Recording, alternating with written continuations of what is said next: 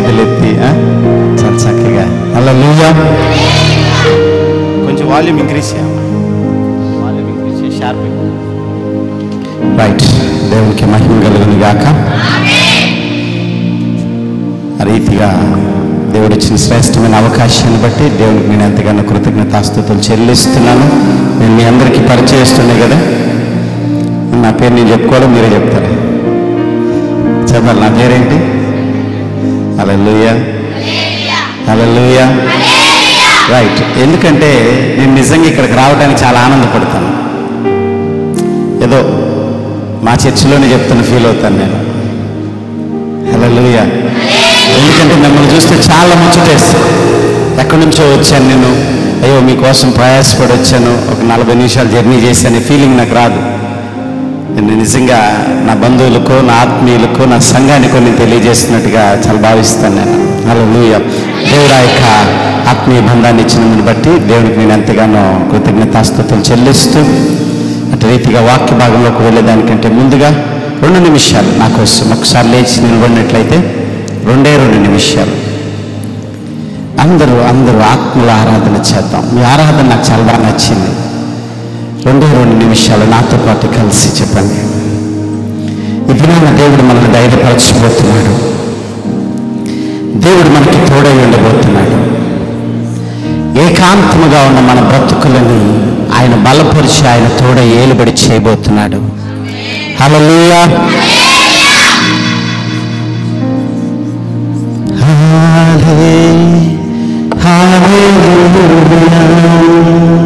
చెప్పాలి.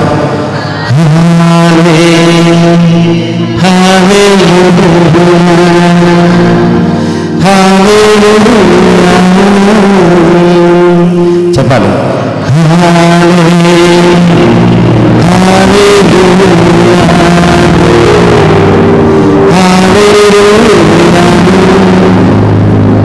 అందరూ నాకు తెలుసు.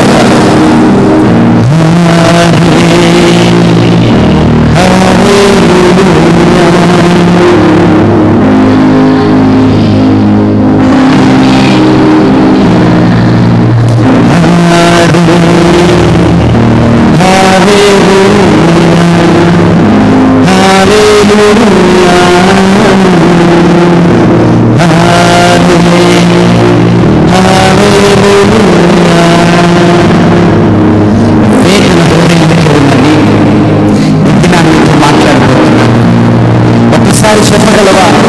అయా నేను నిన్ను ప్రేమిస్తున్నానయ్యా, అయా నేను నిన్ను ప్రేమిస్తున్నానయ్యా. ఎందరు విడిచినా నువ్వు నన్ను విడవలేదు, ఎందరు దూరం చేసినా నువ్వు నన్ను దూరం వచ్చేవు, ఎందరు అవమానించినా నువ్వు నన్ను అవమానపరచలేదు. నన్ను చేరదీశావు, నన్ను హక్కును చేర్చుకున్నావు, నన్ను ప్రేమించావు. మనుషులు చేయలేని మహత్తర కార్యములను మహోన్నతుడైన నీవు మా కన్నులలో చేశావు. ఎంత గొప్ప ప్రేమ! అల్పుడు నీ అభాగ్యుడైన నన్ను ప్రేమించి అయా ఈ రీతిగా ఈ దినమును నాయన ఈ వాక్యము వెనుకానికి మీరు ఇక్కడికి తీసుకొచ్చారు. అవును ప్రభువా, ఆ వెతబోతున్న వాక్యం మంచి నేలలో ఫలించే అనుభవాన్ని బిడ్డలకు మీరు దయచేసి మరికి మీకు నిలిచి మాట్లాడబోతున్నాను కాదు, సాక్షాత్తు మీరై ఉన్నారని నేను విశ్వసిస్తున్నాను. అది ముఖ్యంగా ప్రభువా, వీళ్ళందరితో నేను మాట్లాడుతున్నాను. వారి ప్రతి కన్నీటి బట్టి సమాధానము దయచేస్తాను. సుస్పష్టంగా వారి పక్షముగా నిలిచి యుద్ధము యెహోవాదే అని వారి జీవితాల్లో ముందుండి నడిపిస్తున్నారు. స్తుతులపై ఆశీనుడైన దేవుడు, స్తోత్రార్హుడు, ఒక్కడై ఉన్న దేవుడు, ఒకే ఒక్కడై ఉన్న దేవుడు, సర్వలోకాధినేతుడు, సర్వ జగత్ రక్షకుడు, సర్వములను ఏలువాడు. అటు దేవుడు మాతో, అటు దేవుడు మాలో ఉన్నాడు. అటు రోషము మాకు కావాలి, అటు అతిశయము మాకు కావాలి. అయా మిమ్మల్ని బట్టి అతిశయపడాలి, కానీ లోకమును బట్టి అతిశయము కాదు. అయా మిమ్మల్ని బట్టి అతిశయపడే స్థితిగతులు ఇక నిలిచిన ప్రతి వారికి దయచేయండి. అయ్యా మా శక్తి కాదు, మా బలము కాదు, కేవలం మీ ఆత్మతోనే కార్యములు సాధ్యమన్నారు. హల్లెలూయా, హల్లెలూయా. ప్రతి ఒక్క బిడ్డతో మీరు మాట్లాడండి, ప్రతి ఒక్క బిడ్డతో మీరు మాట్లాడండి. అద్భుతంగా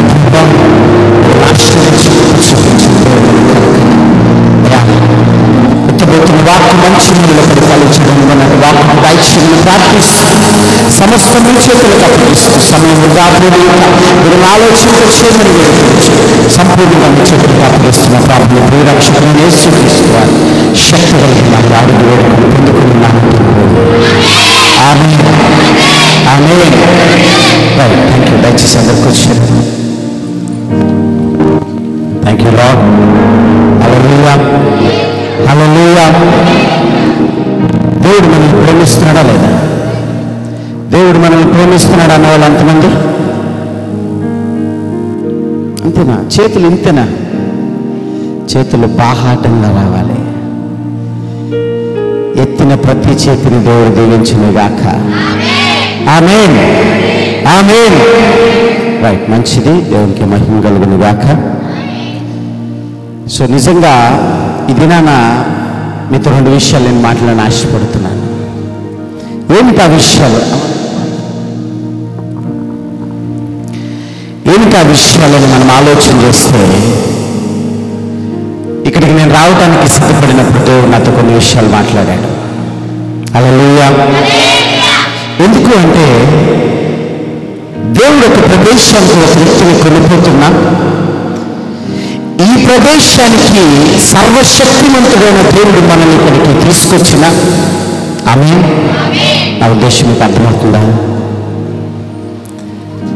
నిజానికి ఈ భూమిని ఎత్తు భూమిగా చూపించాడు దేవుడు. చూపించలేదా? ఈ యుద్ధమనే ఎత్తు భూమిలో మనం ఎలాంటి వారము? పోరాడవలసిన వారు. హల్లెలూయా. నిజానికి నేనంటాను, ఒక మాట ఉంటుంది, ఈ యుద్ధమనే ఎత్తు భూమిలో యుద్ధము చేయటానికి ఒక సందర్భంలో నేను మీతో ఆల్రెడీ గత వర్తమానంలో మాట్లాడాను మీ దగ్గరకు వచ్చినప్పుడు. మొట్టమొదటిసారి ఇజ్రాయేలీలు ఐగుప్తు నుంచి బయలుదేరుతున్నప్పుడు దేవుడు ఒక మాట అంటాడు, వారిని ఏమని? యుద్ధ సేనలు అంటాడు. హల్లెలూయా. అప్పటి వరకు వారికి ఉన్న పేరేంటో తెలుసా? బానిసలు. చెప్పండి, ఏంటి? బానిసలు. బానిసలు కాస్త దేవుని చేతిలో వాడబడటం ఆరంభమైన తర్వాత వారు ఎలా మారిపోయారు తెలుసా? యుద్ధ సేనలుగా మారిపోయారు, యుద్ధ వీరులుగా మారిపోయారు. హల్లెలూయా. ఈ లోకమున యుద్ధ భూమిలో అపవాది చేతిలో అపవాది కోరల క్రింద బంధించబడుతున్న నీవు, బలహీనపడుతున్న నీవు నువ్వు ఎలా మారబోతున్నావో తెలుసా? ఎలా మారబోతున్నావు? యుద్ధ శ్రేణులుగా నువ్వు మారబోతున్నావు. హల్లెలూయా. నమ్మినవారు ఆమేన్ అని చెప్తామా? హల్లెలూయా. ఎంతమంది నమ్ముతున్నారు నేను యుద్ధ వీరుడునని? నిజంగా, నిజంగా ఇంతేనా? ఇలా రావాలి చేతులు. ఇప్పుడు యుద్ధ వీరులు అన్నవాళ్ళే మీరు. ఇదే సమాధానం నాకు చివరి కూడా అడుగుతాను, అప్పుడు కూడా ఇలాగే రావాలి చేతులు. హల్లెలూయా, హల్లెలూయా. రైట్, మంచిది. ఎందుకంటే పోరాడే పట్టిన ఉండాలి ప్రతి క్రైస్తవుడికి, ప్రతి విశ్వాసికి అది చాలా అవసరం. ఎందుకు తెలుసా? ఈ యొక్క దైనందిన దినచర్యలో ఒక స్త్రీ పురుషుల మధ్య ఉన్న ఆ దేవుడు ఏర్పరిచిన క్రియను బట్టి ఆ యొక్క మనం ఈ లోకంలో పుట్టడానికి 25 కోట్ల శుక్ర కణాలు స్త్రీ గర్భంలోనికి ప్రవేశిస్తాయంట. ఆ ప్రవేశించేటప్పుడు 25 కోట్ల శుక్ర కణాలతో ఒక్క శుక్ర కణం పోరాడుతుందంట. ఆ ఒక్కడెవరో కదా, నువ్వు నేనే. హల్లెలూయా. ఆ పోరాడి విజయం సాధించిన వాడే ఈ దినాన ఈ యొక్క సమస్త సృష్టిని చూస్తున్న వారం మనం. ఎందుకంటే దేవుడు మనల్ని అంత ప్రేమించాడు. ఎంత ప్రేమించాడంటే ఎంత చెప్తాం, ఎంత చూపిస్తాం? చెప్పండి, ఎంత ప్రేమించాడు దేవుడు? దేవుడు లోకమును ఎంతో ప్రేమించాడు. హల్లెలూయా. మరి దేవుడు నువ్వు ఎంత ప్రేమిస్తున్నావు?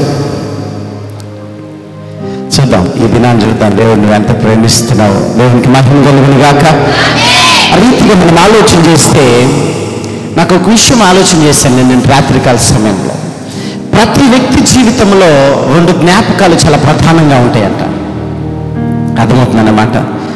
ప్రతి వ్యక్తి జీవితంలో 2 జ్ఞాపకాలు చాలా అత్యద్భుతంగా ఉంటాయి, చాలా అమితంగా ఉంటాయి, మరువలేనివిగా ఉంటాయి.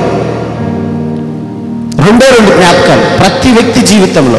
అది మీ జీవితంలో కావచ్చు, అది నా జీవితంలో కావచ్చు, మీ కాపురి జీవితంలో కావచ్చు, ఎవరి జీవితంలోనైనా, అది క్రైస్తవుల జీవితంలో కావచ్చు, క్రైస్తవేతరుల జీవితంలో కావచ్చు, అన్యుల జీవితాల్లో కావచ్చు, ఎవరి జీవితంలోనైనా 2 జ్ఞాపకాలు చాలా శ్రేష్టంగా వారి హృదయంలో ముద్ర వేయబడి ఉంటాయి. అవేంటి అంటే, మొదటి మాట, ఆఖరి మాట. హల్లెలూయా. ఏవేంటి అవి? మొదటి మాట, ఆఖరి మాట. అంటే మీకు గుర్తొచ్చిండేది నాకు తెలియదు, కానీ మొదటి మాట అనగానే మీకు చిన్న జ్ఞాపకం చేస్తాను. ఇప్పుడు చిన్నపిల్లలు ఉంటారు, అవునా? చిన్నపిల్లలు పుట్టగానే కొన్ని నెలలు గడిచిన తర్వాత వారు కొన్ని మాటలు, చిన్న చిన్న మాటలు, బుడిబుడి మాటలు మాట్లాడటం ప్రయత్నం చేస్తారు, అవునా కదా? ఏం మాట్లాడతారు? అమ్మ అనో, ఎక్కువ మంది దాని అంటే అత్త అనో, సంథింగ్ లైక్, ఏమో అత్త అంటే ఆయుష్ పెరిగిద్ది అంటారు, ఏమో నాకైతే తెలియదు, అది ఎక్కడ బైబిల్లో లేదు. కానీ ఎనీవే, సో ఆ విధంగా మనం ఆలోచన చేస్తే, మొదటి మాటని తల్లిదండ్రులు చాలా ముద్దుగా ప్రేమిస్తారు. నిజంగా వారు ఆ మాట మాట్లాడుతుంటే తల్లిదండ్రులు ఎంతగా చూసుకుంటారంటే మురిసిపోతారు, అవునా కదా? ఇక్కడ చాలా మంది తల్లిదండ్రులు ఉన్నారు, వాళ్ళందరికీ అర్థమవుతుంది. ఆ మాట చూసుకొని చాలా మురిసిపోతారు. ఎందుకంటే వాడు భూమి మీదకి వచ్చిన తర్వాత వాడు మాట్లాడిన మొట్టమొదటి మాట అది. ఆ మొట్టమొదటి మాట తల్లి బ్రతికినంత కాలం జ్ఞాపకం చేసుకుంటుంది. నా బిడ్డ మొట్టమొదటి మాట ఇలా మాట్లాడాడు. దేవుడిచ్చిన యొక్క చిన్న నోరుతో, చిన్న మాట వాడు నోరు తెరిచి ఇలా మాట్లాడాడు, అవునా కదా? మొదటి మాట చాలా ప్రాముఖ్యమైనది. అది చిన్న బిడ్డల విషయంలోనే కాదు, ఇద్దరు భార్యాభర్తల విషయంలో కూడా భర్త తనకి పరిచయస్తుడిగా తన జీవితంలోనికి ఆహ్వానించుకున్న తర్వాత తన భర్త తనతో మొదటిగా ఏం మాట్లాడతాడో తన జ్ఞాపకం పెట్టుకుంటుంది కదా, అవునా కదా? ఎన్నో ఏళ్ల తర్వాత కూడా నాతో మాట్లాడిన మొట్టమొదటి మాట ఇదే అంటది. హల్లెలూయా. అంటే నేను అందరి భార్యాభర్తల గురించి చెప్పట్లా, ప్రేమించుకునే భార్యాభర్తల గురించి చెప్తున్నా. హల్లెలూయా, హల్లెలూయా. చిన్న మాట అర్థమవుతుందా? సో ఆ విధంగా మొదటి మాటకు అంత ప్రాధాన్యత ఉంది. భార్యాభర్తలే కాదమ్మా, ఇద్దరు స్నేహితుల మధ్య కూడా, అరే నువ్వు నాతో మొట్టమొదటిసారి ఒక మాట మాట్లాడ తెలుసా అని వారి పరిచయంలో చాలా సుదీర్ఘ ప్రయాణం తర్వాత జ్ఞాపకం చేసుకుంటుంటారు అలాంటి మాటలు. అర్థమవుతుందా? మొట్టమొదటి మాటకు అంత ప్రాధాన్యత ఉంది, ఉందా లేదా? దీన్ని బట్టి అదేవిధంగా ఆఖరి మాటకి కూడా ప్రాధాన్యత ఉంది. ఎలాగా అంటే, ఇప్పుడు కొంతమంది వృద్ధులు ఉంటారు, వారు మరణ పడకకి అప్పగించబడి వారు మరణించే సమయంలో బంధువులందరినీ పిలుస్తారు. అరే ఇంకా తాతయ్య కష్టమేరా, మనం ఇంక చూడమేమో, అందరూ వచ్చి చూసుకోండి ఒకసారి అని చెప్తుంటారు. అది ఎవరైనా కావచ్చు, తాత కావచ్చు, అమ్మ కావచ్చు, అమ్మమ్మ కావచ్చు, వాటెవర్. వారు ఆఖరి సమయంలో వారు ఏదో ఒకటి మాట్లాడటానికి ప్రయత్నిస్తారు. వెళ్ళిపోతున్న వారు కూడా ఈ భూమి మీద నేను వెళుతున్నాను, ఆఖరి మాటగా నేను దాన్ని చెప్పాలని ప్రయత్నిస్తారు. నా చిన్ననాడు నేను ఒక సందర్భం చూశాను. నేను ఇలాగే నా కళ్ళ ముందే, మేము ఒక హౌస్లో రెంట్కు ఉండేవాళ్ళం. ఆ ఇంటి ఓనరు, ఆ తాతయ్య ఇక చనిపోబోతున్న సమయం, బంధువులంతా వచ్చేసారు. ఆయన మాట్లాడటానికి మాట రావటం లేదు, ఏం చేయాలో అర్థం కావట్లేదు. ఆయన ఎలా మాట్లాడాలో ఆయనకు అర్థం కాక చాలా ప్రయాసపడి వెంటనే పక్కనున్న గ్లాసును అలా ఒలికించాడు. నీళ్లు కిందకి పడగానే ఆ నీళ్లు తీసుకుని అలా నేల మీద రాస్తున్నాడు ఆయన. అందరూ నిర్ఘాంతపోయి ఏం రాస్తున్నాడు అని చూస్తున్నారు. అలాగే ఆఖరి మాటకంత విలువ ఉంటుంది. ఎందుకంటే ఆఖరి మాట తర్వాత అతను అంతర్ధానం అయిపోతాడు కనుక. హల్లెలూయా. మొదటి మాట నీ హృదయంలో ఎంత ముద్రించబడిందో ఆఖరి మాట కూడా నీ హృదయంలో అంతే ముద్రించబడుతుంది. హల్లెలూయా. అయితే ఇక్కడ చిన్న వ్యత్యాసం ఏంటి తెలుసా? మొదటి మాట మాట్లాడే సమయంలో నీ హృదయంలో ఆనందం ఉంటుంది. ఆమేన్, ఆమేన్. ఆఖరి మాట మాట్లాడే సమయంలో నీ హృదయంలో ఆవేదన ఉంటుంది కదా? నా మాటలు మీకు అర్థమవుతున్నాయా? It's good. ఇప్పుడు చెప్పాలి, మొదటి మాట మాట్లాడే సమయంలో ఏముంది? ఆనందము ఉంది. మనకి ఆనందమునకు ప్రాధాన్యత ఇస్తామా, ఆవేదనకి ప్రాధాన్యతనిస్తామా? It's good, it's good. Everybody looking to, ప్రతి ఒక్కరు కూడా ఆనందము వైపు మొగ్గు చూపుతాం. ఎందుకంటే మన జీవితంలో ఆనందంగా బ్రతకాలని ఆశపడతాం కనుక. ఆశపడరా? ఎందుకు అందరూ అలా చూస్తున్నారు? ఆశపడతాం లేదా? ఎందుకంటే ఆనందాన్ని కోరుకొనని వారు ఎవరు ఉండరు నాకు తెలిసి. కోరుకొనని వారు ఎవరైనా ఉంటారా? అందరికీ ఆనందం కావాలన్న వాళ్ళు చేతులు ఎత్తండి. చూసారా, ఒకేసారి అందరూ ఎత్తేస్తారు. అసలు క్షణం కూడా ఆలోచన ఉండదు. ఆవేదనలో ఉన్న వాళ్ళ చేతులు, ఆవేదన కావాల్సిన వాళ్ళ చేతులు ఎత్తాలంటే ఊరుకోండి పాస్టర్ గారు, మీ క్వశ్చన్ తక్కువ అంటారు. అవునా? మంచిది, తప్పులేదు. ఆవేదన పడాలని దేవుడు ఎప్పుడు మన భూమి మీదకి తీసుకురాలేదు. గత సందర్భంలో నేనేం మాట్లాడాను? హల్లెలూయా. గిరి చాపలు కొట్టిన సహోదరికి. సో దేవుని బిడ్డలారా, మన బ్రతుకులో ఎప్పుడు ఆశీర్వాదం పొందుకోవడానికి మనం ఎప్పుడు ఎన్నిటికి మనం సిద్ధంగా ఉండాలి. ఆమేన్, ఆమేన్. ఇప్పుడు మనందరికీ ఆనందం కావాలా, ఆవేదన కావాలా? అంటే మొదటి మాట కావాలా, ఆఖరి మాట కావాలా? మొదటి మాటలో ఆనందం ఉంది. మరి ఆ మొదటి మాటకు నీకు భక్తుడు అనుసరిస్తావా? చెప్పాలమ్మా. అనుసరిస్తావు, అనుసరిస్తావు. నిజమే, రైట్. చూద్దాం, చివరి వరకు మీరు పోరాడేవారు కాక లోకంలో పడిపోయేవారా అని చూద్దాం. హల్లెలూయా, హల్లెలూయా. మొదటి మాటను అనుసరించి మనం నడిస్తే మన బ్రతుకులు ఎలా ఉండబోతున్నాయో చూద్దాం. నిజానికి ఆనందము మనకి మొదటి మాటలో ఉంది. అయితే ఒక చిన్న మాటను మీకు జ్ఞాపకం చేస్తున్న వాక్య భాగంలోకి వెళ్తాను. మరి కాపరికి ఆనందం ఎందులో ఉంది? హల్లెలూయా. ఎప్పుడన్నా ఆలోచన చేశారు ఈ మాట? నీ ఆనందం, నీ కుటుంబం, నీ సుఖం, నీ సంసారం, నీ బ్రతుకు, నీ భవిష్యత్తు, ఇంతవరకే. సంఘ కాపరి గురించి ఏనాడన్నా ఆలోచన చేసావా? ఏనాడన్నా? ఆమేన్, ఆమేన్. నిజంగా అమ్మకు నిజంగా చాలా వందనాలు తెలియజేస్తున్నానమ్మా. మీ మాటకు నేను చాలా సంతోషపడుతున్నాను. అంటే కాపరి గురించి కూడా ఆలోచించే వాళ్ళు ఉన్నారని. ఆమేన్, ఆమేన్. ఎందుకంటే నిజానికి నువ్వు ఆలోచన చేయవలసింది ఎవరి కోసం తెలుసా?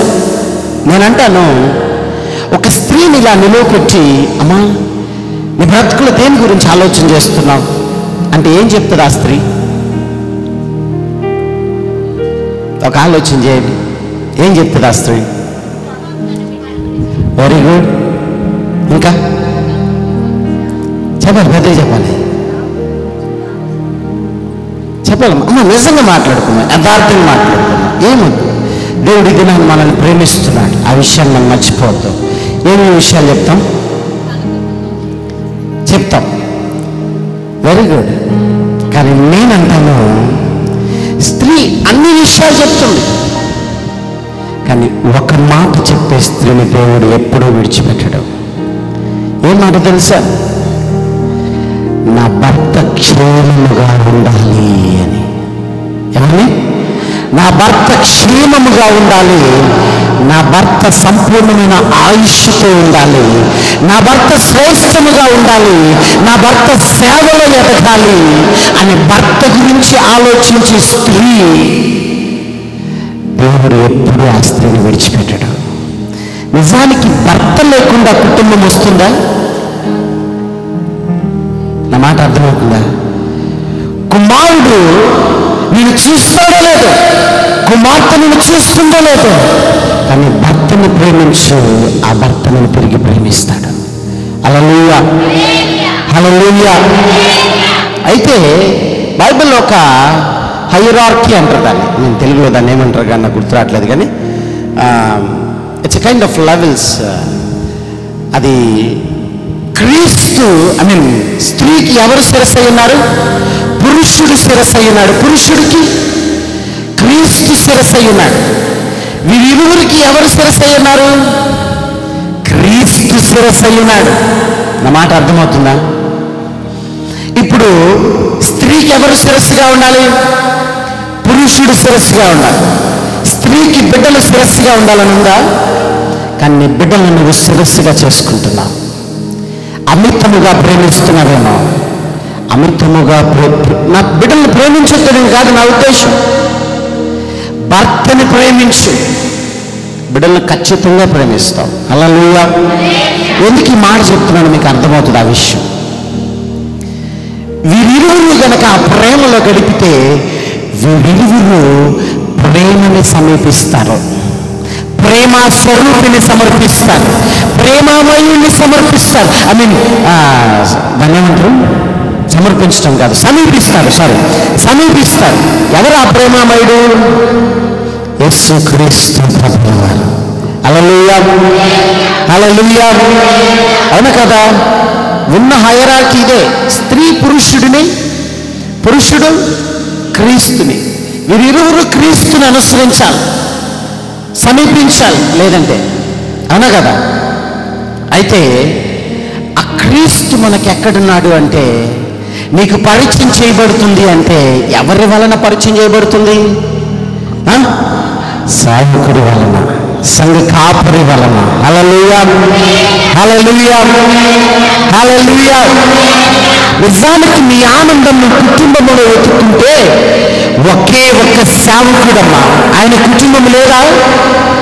ఆయనకి బిడ్డలు లేరా? కానీ సేవకుడు ఆయన సంఘములో ఎత్తుక్కుంటాడు. గడి చప్పటి కూడా దేవుడు నామని కనపరుద్దాం. హల్లెలూయా. అర్థమవుతుందన్నమాట. విశ్వాసుడైన నీవు నీ కుటుంబంలో నీ ఆనందాన్ని, నీ సంతోషాన్ని ఎత్తుకుంటే, సేవకుడు అల్పుడు ఆయన సన్నిధిలో నిలుచుని ఉన్న దాసుడు ఆయన సంఘంలో ఎత్తుకుంటాడు ఆనందాన్ని. హల్లెలూయా, హల్లెలూయా. ఇది నేను మీకు ఒక విషయం జ్ఞాపకం చేస్తాను. 1 తెస్సలోనికైలో రాయబడి ఉంటుంది. 1 తెస్సలోనికైలకు రాసిన పత్రిక 2వ అధ్యాయం 19-20 వచనాలు చాలా స్పష్టంగా తెలియపరచబడుతుంది. నిజానికి అందరు నాకేం చేయండి, నేను చదువుతాను. సమయం వృధా కాకుండా అందరు నాకేం చూసినట్లయితే నేను చదువుతాను ఆ మాటని. అక్కడ పౌలు భక్తుడు ఆ మాట రాస్తున్నాడు. నిజానికి తెస్సలోనిక సంఘానికి పౌలు రాస్తాడు. ఎందుకో తెలుసా? పౌలు ఆ సమయంలో జైల్లో ఉన్నాడు. ఎక్కడున్నాడు? జైల్లో ఉన్నాడు. భయంకరమైన శ్రమలో ఉన్నాడు. ఆ శ్రమలో కూడా అతనికి అతని పరివారమో అతని బంధుమిత్రులో గుర్తురాలా. అతనికి గుర్తొచ్చింది సంఘమే. హల్లెలూయా, హల్లెలూయా.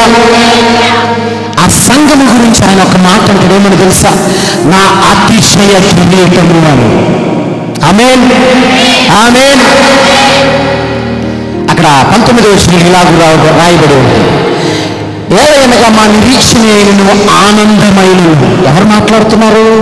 ఒక సంఘ కాపరి మాట్లాడుతున్నాడు సంఘము గురించి. ఏదైనగా మా నిరీక్షణ అయినను మా ఆనందమైనను. హల్లెలూయా. ఆనందమైనను అతిశయ కిరీటమైనను ఏది? అక్కడ రాయబడింది. క్వశ్చన్ మార్క్ ఉంటుంది చూడండి. తర్వాత అతిశయ కిరీటమైనను ఏది అంటే నా అతిశయం నా ధనము, నా అతిశయం నా భార్య, అరే నా అతిశయం నా భర్త, అయ్యో అతిశయం నా బిడ్డలు అనలేదు. నా అతిశయ కారణము ఏది అంటూ మన ప్రభువు అయిన యేసు యొక్క రాకడ సమయమున ఆయన ఎదుట మీరే కదా. ఆమేన్ ఆమేన్. ఎవరంట చెప్పాలి, ఎవరంట? సంఘమైన మీరే. ఎవరికి? సంఘ కాపరికి ఆయన రాకడ సమయమున ఆయన ఎదుట మీరే కదా అంటున్నారు. అంటే మిమ్మల్ని అలా తీర్చిదిద్దుకోవటానికి ఆయన ఎంత ప్రయాసపడుతున్నాడు, ఎంత సమయాన్ని వెచ్చిస్తున్నాడు, అహర్నిశలు ఎంత ప్రయాసపడి కష్టపడుతున్నాడు. హల్లెలూయా. దాని తర్వాత రాయబడి ఉంది, నిశ్చయముగా మీరే మా మహిమయు ఆనందమునై ఉన్నారు. ఆమేన్ ఆమేన్. నిజానికి ఈ మాట ఒక సేవకుడు మాట్లాడుతున్న మాట. హల్లెలూయా. నిజానికి సేవకుడునైన నేను ఆ మాట చదవటానికి, ధ్యానించటానికి నేను ఎంతో గర్వపడుతున్నాను. ఎందుకో తెలుసా? ఆనాడు పౌలు భక్తుడు ఆ తెస్సలోనిక సంఘాన్ని బట్టి ఎంత అతిశయపడుతున్నాడో. ఏమంటున్నాడు తెలుసా? నా అతిశయ కిరీటము అంటున్నాడు. ఆమేన్ ఆమేన్. నా అతిశయ కిరీటం అంటున్నాడు. కిరీటం ఎవరికి ఇస్తారో తెలుసా? రాజుకి ఇస్తారు. హల్లెలూయా. సేవకుడికి కిరీటం ఎవరో తెలుసా? సంఘమే. హల్లెలూయా. సంఘమై ఉన్న కిరీటముగా సంఘము ఉండాలి. ఆమేన్. అమ్మ, సంఘం అంటే మీరే. ప్రతి ఒక్కరు చెప్పుకోండి, సంఘం అంటే నేనే. చెప్పాలి అందరూ, సంఘం అంటే నేనే. నా కాపరికి కిరీటము నేనే. చెప్పాలమ్మా. ఏం సిగ్గుపడుతున్నారా? అందరు చెప్పండి ఒకసారి. నా కాపరికి కిరీటము నేనే. మీ పక్కన వారితో చెప్పండి ఇప్పుడు. అయ్యో, చాలా మంది స్త్రీలు సిగ్గుపడుతున్నారు. ఎందుకు సిగ్గుపడుతున్నారో నాకు అర్థం కావట్లేదమ్మా. నా కాపరికి కిరీటము నేనే. హల్లెలూయా. సో ఇప్పుడు దేవుని బిడ్డలారా, నిజానికి ది న్యూ లైఫ్ చర్చ్ కాపరి ధైర్యం ఎవరు? మీరే. సంఘమైన మీరే. హల్లెలూయా హల్లెలూయా. నిజానికి ఆనాడు పౌలు భక్తుడు అటువంటి సంఘాన్ని కలిగి ఉన్నాడు.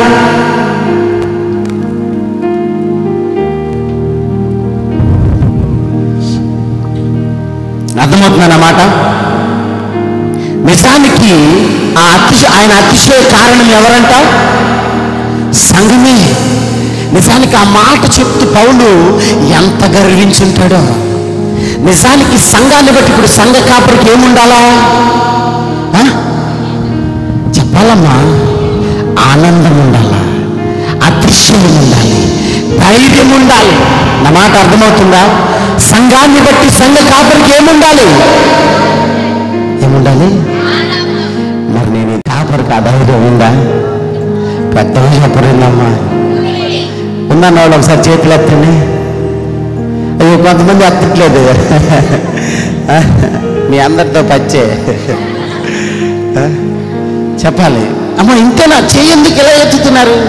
I hate like that. చెప్పాలి. నిజానికి the new life church pastor గారైన డేవిడ్ వర్మ గారి యొక్క సంఘమునకు ఆయనకి సంఘాన్ని బట్టి ఆయనకి ఆ ధైర్యం ఉందా? ఉంది. ఒకసారి ఉందన్నారు పెద్దగా చెప్పండి. ఆమేన్. దేవుడు మీ తీర్మానములు దీవించి ఆశీర్వదించింది గాక. సో అయితే ఇప్పుడు దేవుని బిడ్డలారా, అయితే ఇది నా మొదటి మాటలో ఏముంది? ఆనందం ఉంది. ఇప్పుడు మనం ఆ మొదటి మాట కోసం ప్రయాసపడుతున్నాం. ఆ మొదటి మాట ఈ దినాన దేవుడు మనతో ఏం మాట్లాడబోతున్నాడో మనం తెలుసుకుందాం.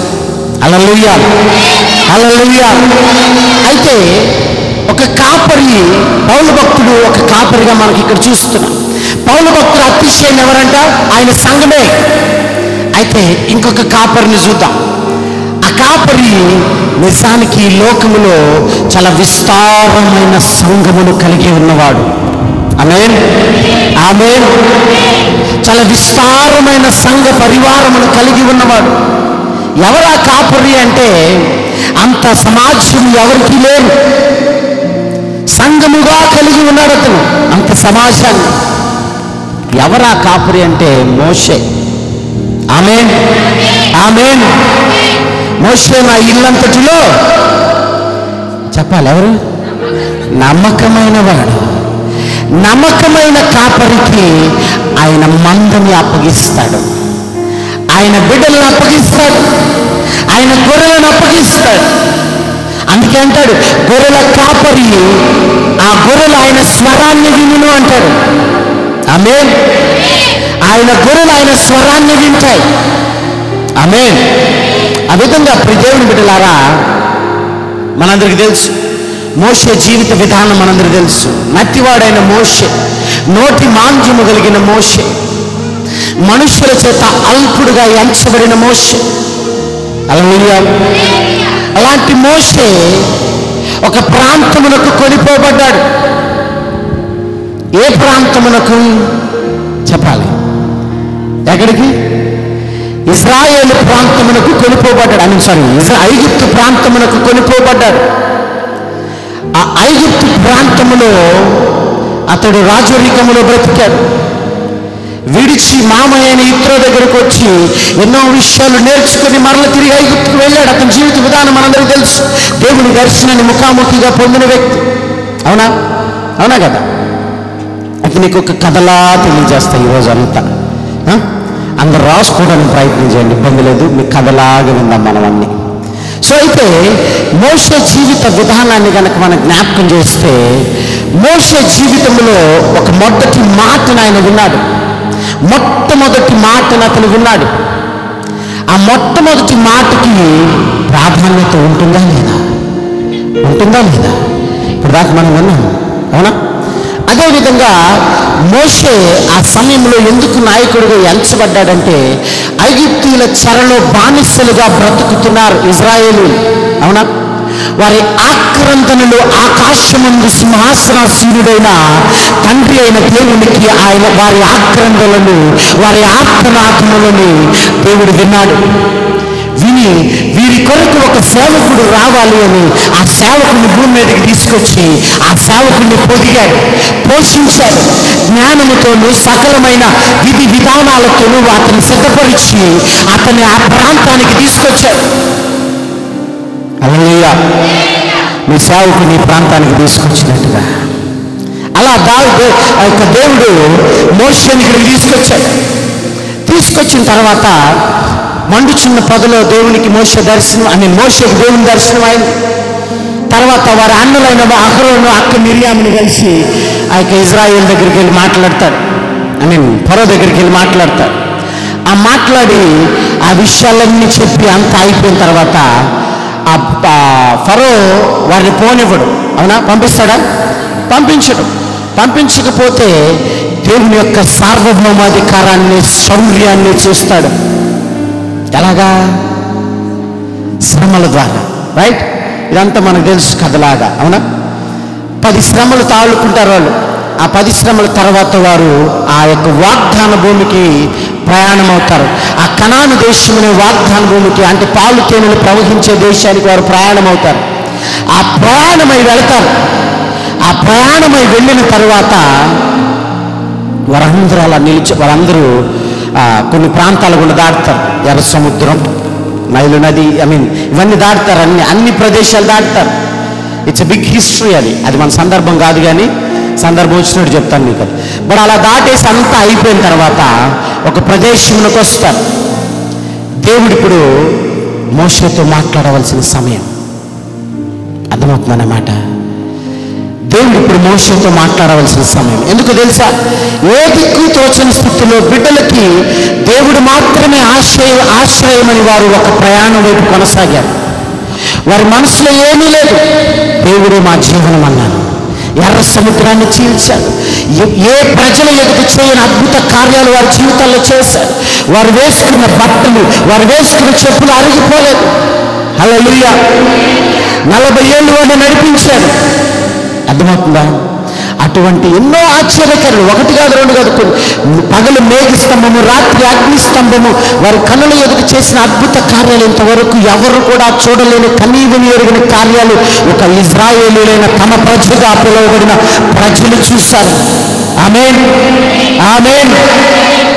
అయితే ఆ యొక్క మోషేని దేవుడు మాట్లాడటానికి సిద్ధంగా ఉన్నాడు. మోషేతో అంతవరకు మోషేతో దేవుడు ముఖాముఖిగా మాట్లాడా? లేదు. మండుచున్న పొదలో దర్శనమిచ్చాడు, అంతే. దర్శన రీతిగా మాట్లాడాడు. ఇప్పుడు ఫేస్ టు ఫేస్, అలాగా ముఖాముఖిగా మాట్లాడే సమయం రాబోతుంది. దాని కొరకు దేవుడు సిద్ధపడుతున్నాడు. ఎందుకు తెలుసా? ఒక నమ్మకమైన వ్యక్తితో నేను మాట్లాడబోతున్నాను. హల్లెలూయా, హల్లెలూయా. మోషే అంటున్నాడు, ఒక నమ్మకాన్ని సృష్టించిన వ్యక్తితో నేను మాట్లాడబోతున్నాను. ఆమేన్. అర్థమవుతున్నాయా ఇద్దరి ఆలోచనలు మీకు? దేవుడు అంటున్నాడు, ఒక నమ్మకమైన వ్యక్తితో నేను ఈ దినాన్ని మాట్లాడబోతున్నాను. మోషే అంటున్నాడు, నమ్మకానికి సృష్టికర్త అయిన సర్వాధికారితో నేను మాట్లాడబోతున్నాను. ఆమేన్, ఆమేన్. ఒక నమ్మకాన్ని సృష్టించిన వాడితో మాట్లాడబోతుంది. ఒకసారి ఇమాజిన్ చేసుకోండి. అన్న, నా మాటలు మీకు అర్థమవుతున్నాయా? ఒక నమ్మకాన్ని సృష్టించిన వాడి దగ్గరికి వెళ్ళబోతుంది. హల్లెలూయా. ఆ నమ్మకానికి పరీక్ష ఈ దినాన రాబోతుంది. ఇంతకాలము నీవు పెట్టుకున్న నమ్మకము, దేవుని పైన పెట్టుకున్న విశ్వాసము ఒకనాటికి పరిశోధించవలసిన సమయం వస్తుంది. హల్లెలూయా, హల్లెలూయా. సో దేవుని బిడ్డలారా, ఆ విధంగా మోషే వెళ్ళవలసిన సమయం వచ్చింది. ఆ వెళ్ళవలసిన సమయం వచ్చే నాటికి దేవుడు మోషేని రమ్మన్నాడు. మోషే, కొండపైకి రా, కొండపైకి రా అన్నప్పుడు ఆ కొండపైకి వెళతాడు. ఆ కొండపైకి వెళ్ళినప్పుడు ఆ యెహోషువని, అహరోను, హూరును వారందరూ తీసుకుని వెళ్తాడు. వెళ్ళి మీరు అక్కడ 24 వచ్చి మీరు తర్వాత ధ్యానించండి ఇంటికి వెళ్ళిన తర్వాత. అక్కడ ఒక మాట రాయబడి ఏమని తెలుసా? అక్కడ 6 దినములు అక్కడ వేచి చూడగా 7వ దినమున ఆ మేఘము కొండని సమీపించినప్పుడు ఆ మేఘములోనికి మోషే ప్రవేశించినంటుంది. పిలవగానే వెళ్ళలా. అమ్మ, చాలా క్లియర్గా వినాలి కథలాగా. నా మాట అర్థమవుతుంది కదా? మోషే, అయ్యా నేను కొండకి వస్తున్నా అని అమాంతం వెళ్ళిపోలా. కొండ మీదకి వెళ్ళి ఒక ప్రదేశంలో 6 దినములు నిరీక్షించాడు. దేవుని పిలుపు కొరకు కనిపెట్టాడు. ఆ కనిపెట్టిన తర్వాత మేఘం ఆ కొండను ఆవరించగానే 7వ దినమున అతనికి పర్మిషన్ వచ్చింది. మోషే, కమాన్, ఐఎమ్ వెయిటింగ్ ఫర్ యూ, మీకోసమే వెయిట్ చేస్తున్నాను. హల్లెలూయా, హల్లెలూయా. ఈ 6 దినాలు మోషే తను తాను సిద్ధపరచుకుంటున్నాడు. హల్లెలూయా, హల్లెలూయా. ఒక నమ్మకము ఇంకొక నమ్మకాన్ని సృష్టించిన స్థితిలో ఏకమవ్వబోతున్న సమయం అది. హల్లెలూయా, హల్లెలూయా. అయితే ఆ నమ్మకము దగ్గరికి వెళ్ళాడు. ఎవరు ఆ నమ్మకం? చెప్పాలి. దేవుడు. నమ్మకాన్ని సృష్టించిన వాడు ఆయన. నీలో దేవుని పైన నమ్మకం ఉన్నదంటే, ఆ నమ్మకము స్థిరపడి ఉన్నదంటే, ఆ నమ్మకము నిలయమై ఉన్నదంటే, ఆ నమ్మకాన్ని నీకు ఇవ్వగలిగినది ఎవరు తెలుసా? సర్వాధికారి. హల్లెలూయా, హల్లెలూయా, హల్లెలూయా. సో దేవుని బిడ్డలారా, ఆ విధంగా మనం ఆలోచన చేస్తే దేవుడి దినాన్ని ఒక మాట మాట్లాడుతున్నాడు. మోషే కొరకు చాలా ఎదురు చూస్తున్నాడు. మన మాట అర్థమవుతుందా? మోషే కొరకు చాలా ఎదురు చూస్తున్నాడు.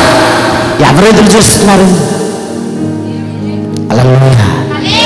ఎవరు ఎదురు చూస్తున్నారు? నా మాటలు మీకు చాలా క్లియర్గా అర్థమవుతున్నాయి. హల్లెలూయా. నిజంగా చాలా సంతోషంగా ఉంది. అర్థమవుతున్నా కథలాగా. నేను మాట్లాడేటప్పుడు మీరు కేవలం ఆ దర్శనంగా చూడండి, మీకు కనపడతా ఉంటుంది.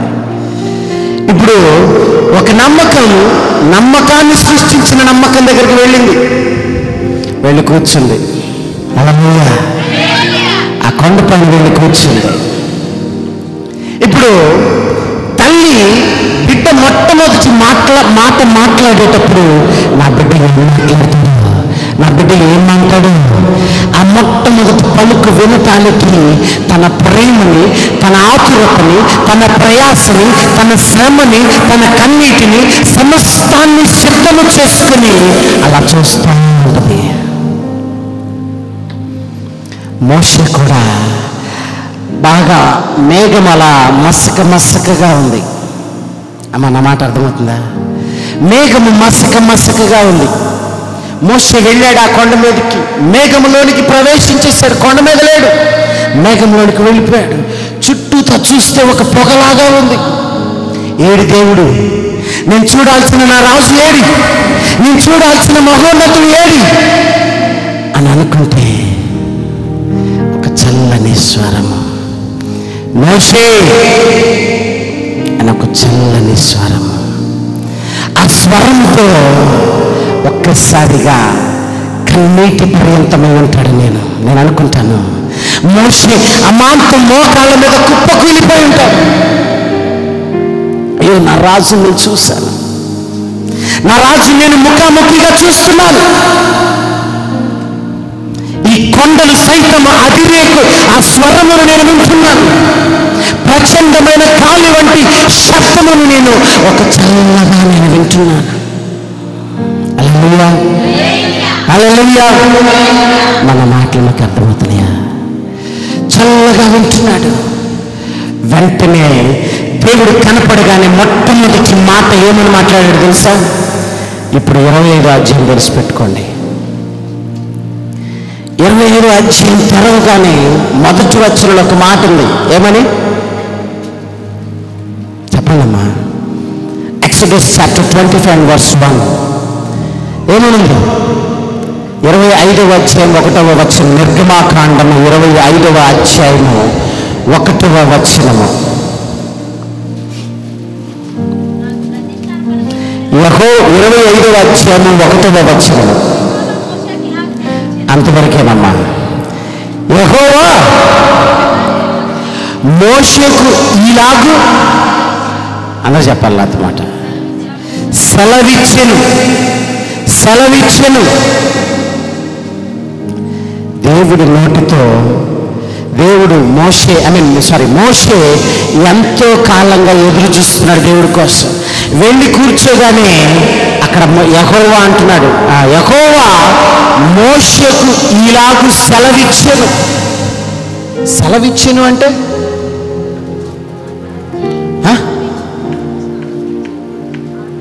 సెలవిచ్చెను అంటే అయితే మీకు చిన్న క్లారిటీ ఇస్తాను మీకు. ఇక్కడ మీరు బైబిల్లో చూడండి, అదే నిర్గమాకాండంలో, మీరు ఇంటికి వెళ్ళిన తర్వాత ధ్యానించండి పర్లేదు. అదే నిర్గమాకాండంలో దేవుడు 3-4 సందర్భంలోనే ఈ మాట వాడతాడు. ఏమని? సెలవిచ్చెను. ఇంకెక్కడ వాడి మాట? ప్రతి చోట యెహోవా మోషేతో ఇట్లనెను, యెహోవా మోషేతో ఇట్లనెను, యెహోవా మోషేతో ఇట్లనెను అని ఉంటుంది. కానీ ఎక్కడ కూడా ఇలాంటి సందర్భం ఉండదు. యెహోవా మోషేకు ఇలాగు సెలవిచ్చెను. ఎలాగూ అదే మనం చూడబోతున్నాం ఈ రోజున. హల్లెలూయా, హల్లెలూయా. నిజానికి ఇట్లనెను అంటే అక్కడ ఒక మాట ఉంటుంది. మోషేతో with Moshe, God said like that. అంటే మోషేతో అంటున్నాడంటే అక్కడ మోషేతో ఇట్లనెను అంటే మోషే కూడా ఏదో ఒకటి అనాలనే. అమ్మ నా మాట అర్థమవుతుందా? నేను మీ పాస్టర్ గారితో ఇట్లా అన్నాను అంటే ఆ పాస్టర్ గారు కూడా నాతో ఏదో ఒకటి అంటారు. అమ్మ నా మాట అర్థమవుతుందా? ఎందుకంటే ఇట్లనెను అనే మాటలో ఏమంటారు, సంభాషణ ఉన్నది. అంటే ఇరుపక్షములు మాట్లాడుకునే సంభాషణ ఉన్నది. మోషేతో ఇట్లనంటే, మోషే నేను ఇలా చేద్దాం అనుకుంటున్నా మరి అంటే, అయ్యా అలా వదిలేయ్యా, వాళ్ళు ఏదో తెలియక చేశారులయ్యా, వదిలేయ్యా అంటే దేవుడు వేసిన ప్రశ్నకి, ఆయన చూపించిన మాటకి ఇతను ప్రతి మాటను ఇవ్వగలడు. ఇతను ఇంకో మాట తిరిగి చెప్పగలడు. అర్థమవుతుందా? దాన్ని ఇట్లనెను అంటారు. అయితే ఇక్కడ ఆ మాట వాడుతున్నా, యెహోవా మోషేకు ఈలాగు సెలవిచ్చెను. అంటే సెలవిచ్చెను అంటే you have to do that. నువ్వు ఖచ్చితంగా దాన్ని చేయాల్సిందే. నేను చెయ్యను, కుదరదు, వీలు పడదు, పనుందిలే, ఉండదు. ఉంటుందా? ఉండదు. అంటే దెర్ ఈస్ నో ఆప్షన్. అక్కడ ఆప్షన్ లేదు. నేను ఐ థింక్ మా చర్చ్లో నిన్నటి వర్తమానంలో మాట్లాడాను. చిత్తము అంటమే, రైట్? చిత్తము అంటమే, చిత్తము తండ్రి, అంతే, ఇంకో మాట లేదు. అదేవిధంగా ఇక్కడ యెహోవా మోషేకు ఈలాగు సెలవిచ్చెను. ఏ మాటది? మొట్టమొదటి మాట. ఎవరి మాట చెప్పాలన్నా? దేవుడి మాట. దేవుడు తన దాసుడైన మోషేతో మాట్లాడుతున్న మొదటి మాట. ఇప్పుడు అర్థమవుతున్న మొదటి మాట. ఇప్పుడు ఆ మొదటి మాటకి విలువ ఉందా లేదా? ఆ మొదటి మాటలో ఆనందం ఉందా లేదా? మొదటి మాటలో సంతోషం ఉందా లేదా? ఆమేన్, ఆమేన్. ఎప్పుడు ఉంటుంది సంతోషం? ఆ మొదటి మాటలో ఎప్పుడు ఉంటుంది? పెద్దగా చెప్పండమ్మా.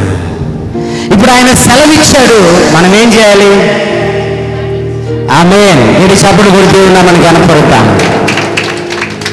నాకు ఆ పాఠమే గుర్తురాట్లేదు తల్లి. ఇందాకటి నుంచి పాటించటం, శిరస్సు ఉంచి పాటించటం.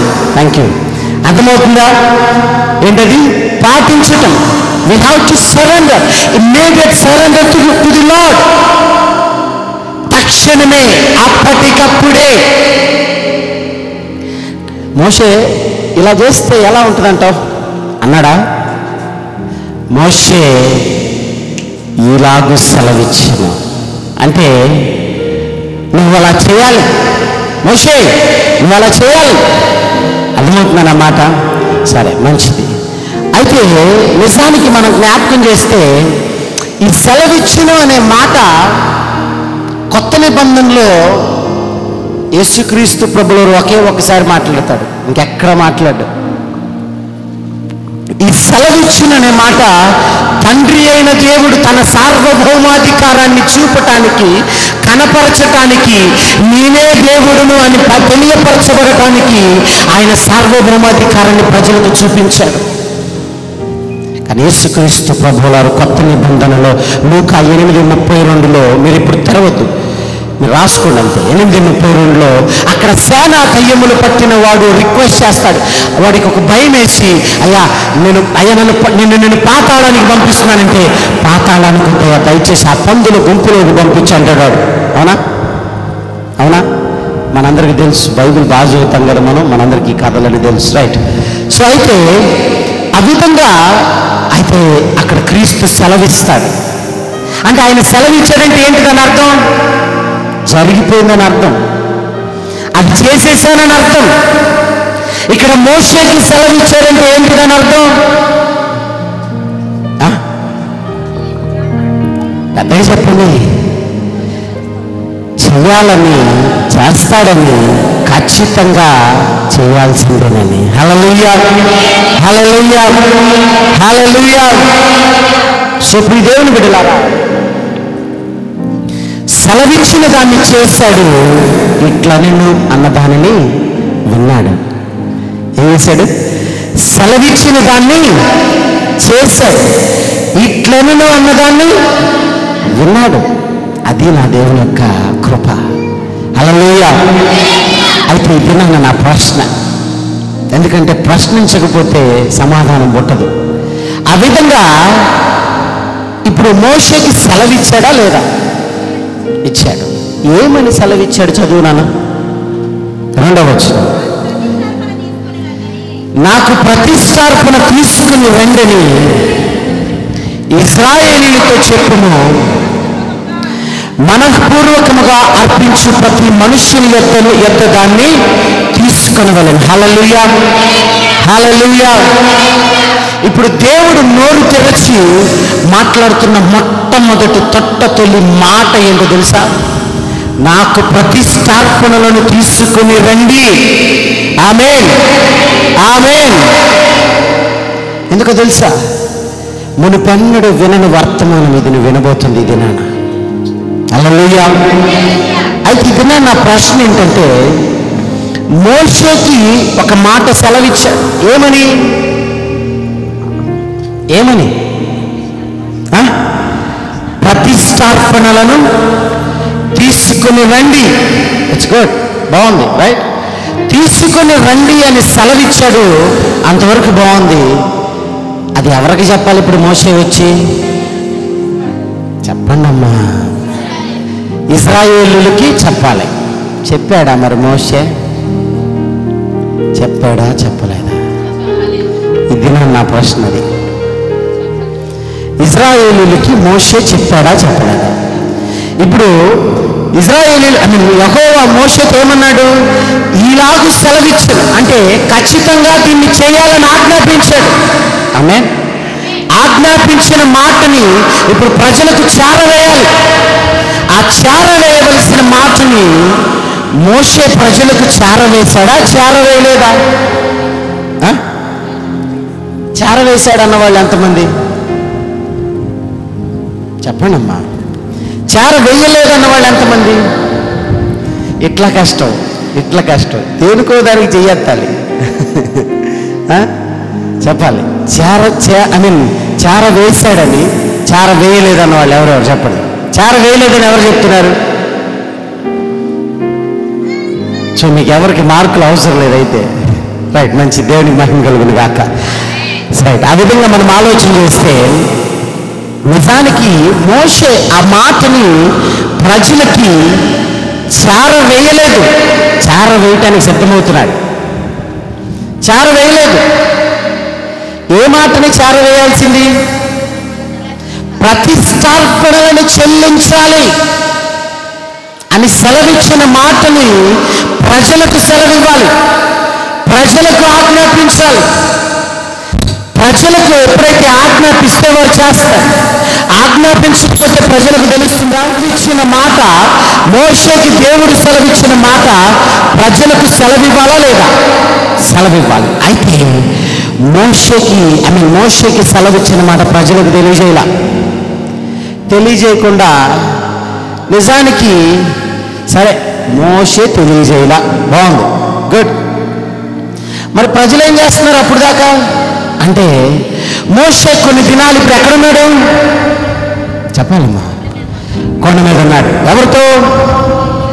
దేవునితో ఉన్నాడు. ఎవరి కోసం?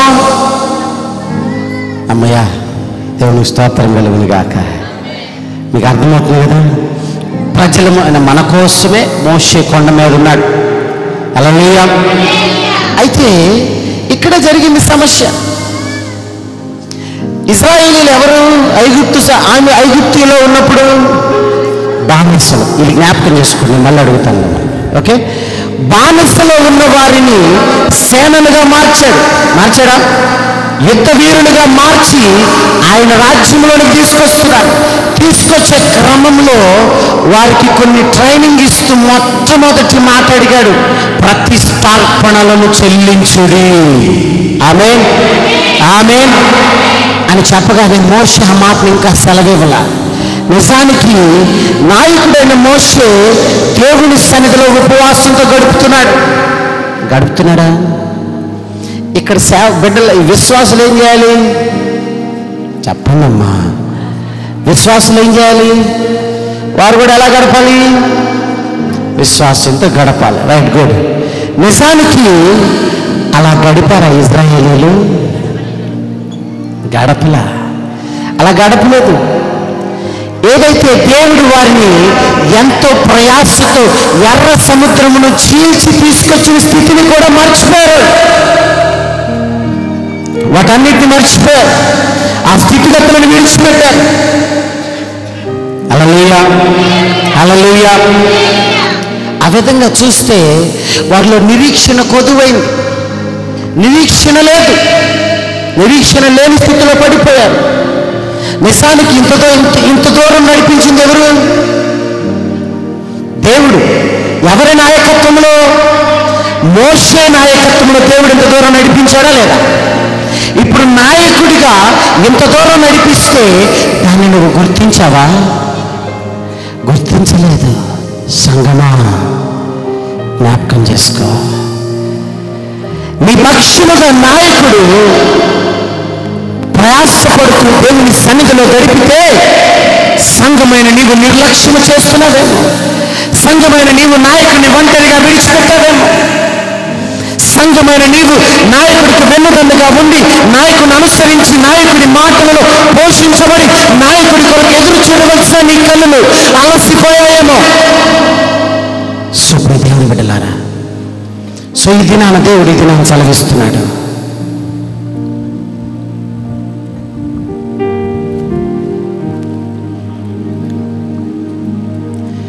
నిజానికి చాలా విషాదకరమైన సంఘటన.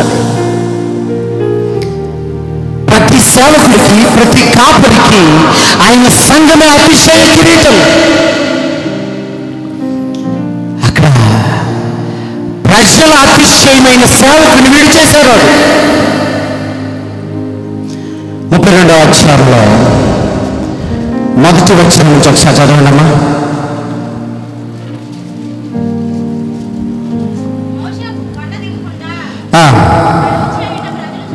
మా మైక్ లేదా? మోషే కొండ దిగకుండా తడవు చేయుట ప్రజలు చూసినప్పుడు ఆ ప్రజలు అహరోను వద్దకు కూడి వచ్చి, నిన్ను మా ముందర నడుచుటకు ఒక దేవతను మా కొరకు చేయును, ఐగుప్తులో నుండి మమ్మల్ని రప్పించిన ఆ మోషే అనేవాడు ఏమాయనో మాకు తెలియదని అతనితో చెప్పి, అందుకు అహరోను, నీ భార్యను, నీ కుమార్తెను చెవులున్న బంగారు పోగులను తీసి నా ఎద్దుకు తిండని వారితో చెప్పగా ప్రజలందరూ తమ చెవులున్న బంగారు పోగులను తీసి అహరోను వద్దకి తెచ్చారు. హల్లెలూయా, హల్లెలూయా.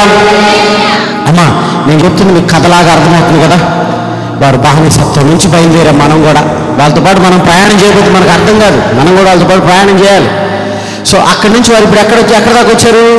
వాళ్ళ నాయకుడు కొండపైకి వెళ్తే అక్కడ ఎదురు చూస్తా కూర్చున్నారు. కొన్ని దినాలు అయ్యాయి. ఎన్ని దినాలు అనేది మనకు అనవసరం. కొన్ని దినాలు అయ్యాయి. కొన్ని దినాలు గడిచిన తర్వాత మోషే రావాల్సిన సమయం అది రావాల్సిన సమయమో లేదో మనకు తెలియదు. బట్ కానీ మనం తెలుసుకోవాల్సిన అంశం ఏంటంటే వారు సంఘ కాపరిని మర్చిపోయారు. వారు ఇక్కడి దాకా ఎలా వచ్చారో మర్చిపోయారు. అన్ని దినాలు వారు తిన్న ఆహారం వారు ఒంటికి పట్టింది. ఒంటికి పడితే పర్లా, మనసును కూడా పట్టింది. అంటారు క్రోవెక్కి సంథింగ్ ఏదో మీకు అర్థమైతే చాలండి. హల్లెలూయా. నేను తిట్టట్లేదండి, ఊరకు చెప్తున్నా. సో ఆ విధంగా మనం ఆలోచన చేస్తే సేవకుని విడిచేశారు. సేవకుడేమో ఇశ్రాయేలీయుల కొరకు, సంఘమైన మీ కొరకు ఆయన కొండపైన ఆయన గడుపుతుంటే ఆయన విడిచిపెట్టారు మధ్యలోనే. అంటున్నారు మోషే ఏమాయనో. మోషే కొండ దిగకుండా తడువు చేయడం అంటే ఆయన ఇంకా రాని సమయంలో ఉండగా నిజానికి ఇంకా నమ్మకంగా ఉండాలి. ఇప్పుడు ఫర్ ఎగ్జాంపుల్, ఇప్పుడు కాపరి ఒక అర్ధగంట లేట్గా వచ్చాడు అనుకుందాం అమ్మా. సంఘం అంతా ఏం చేస్తూ ఉంటారు? ప్రార్థనలో గడుపుతారు, ఆరాధన చేస్తుంటారు.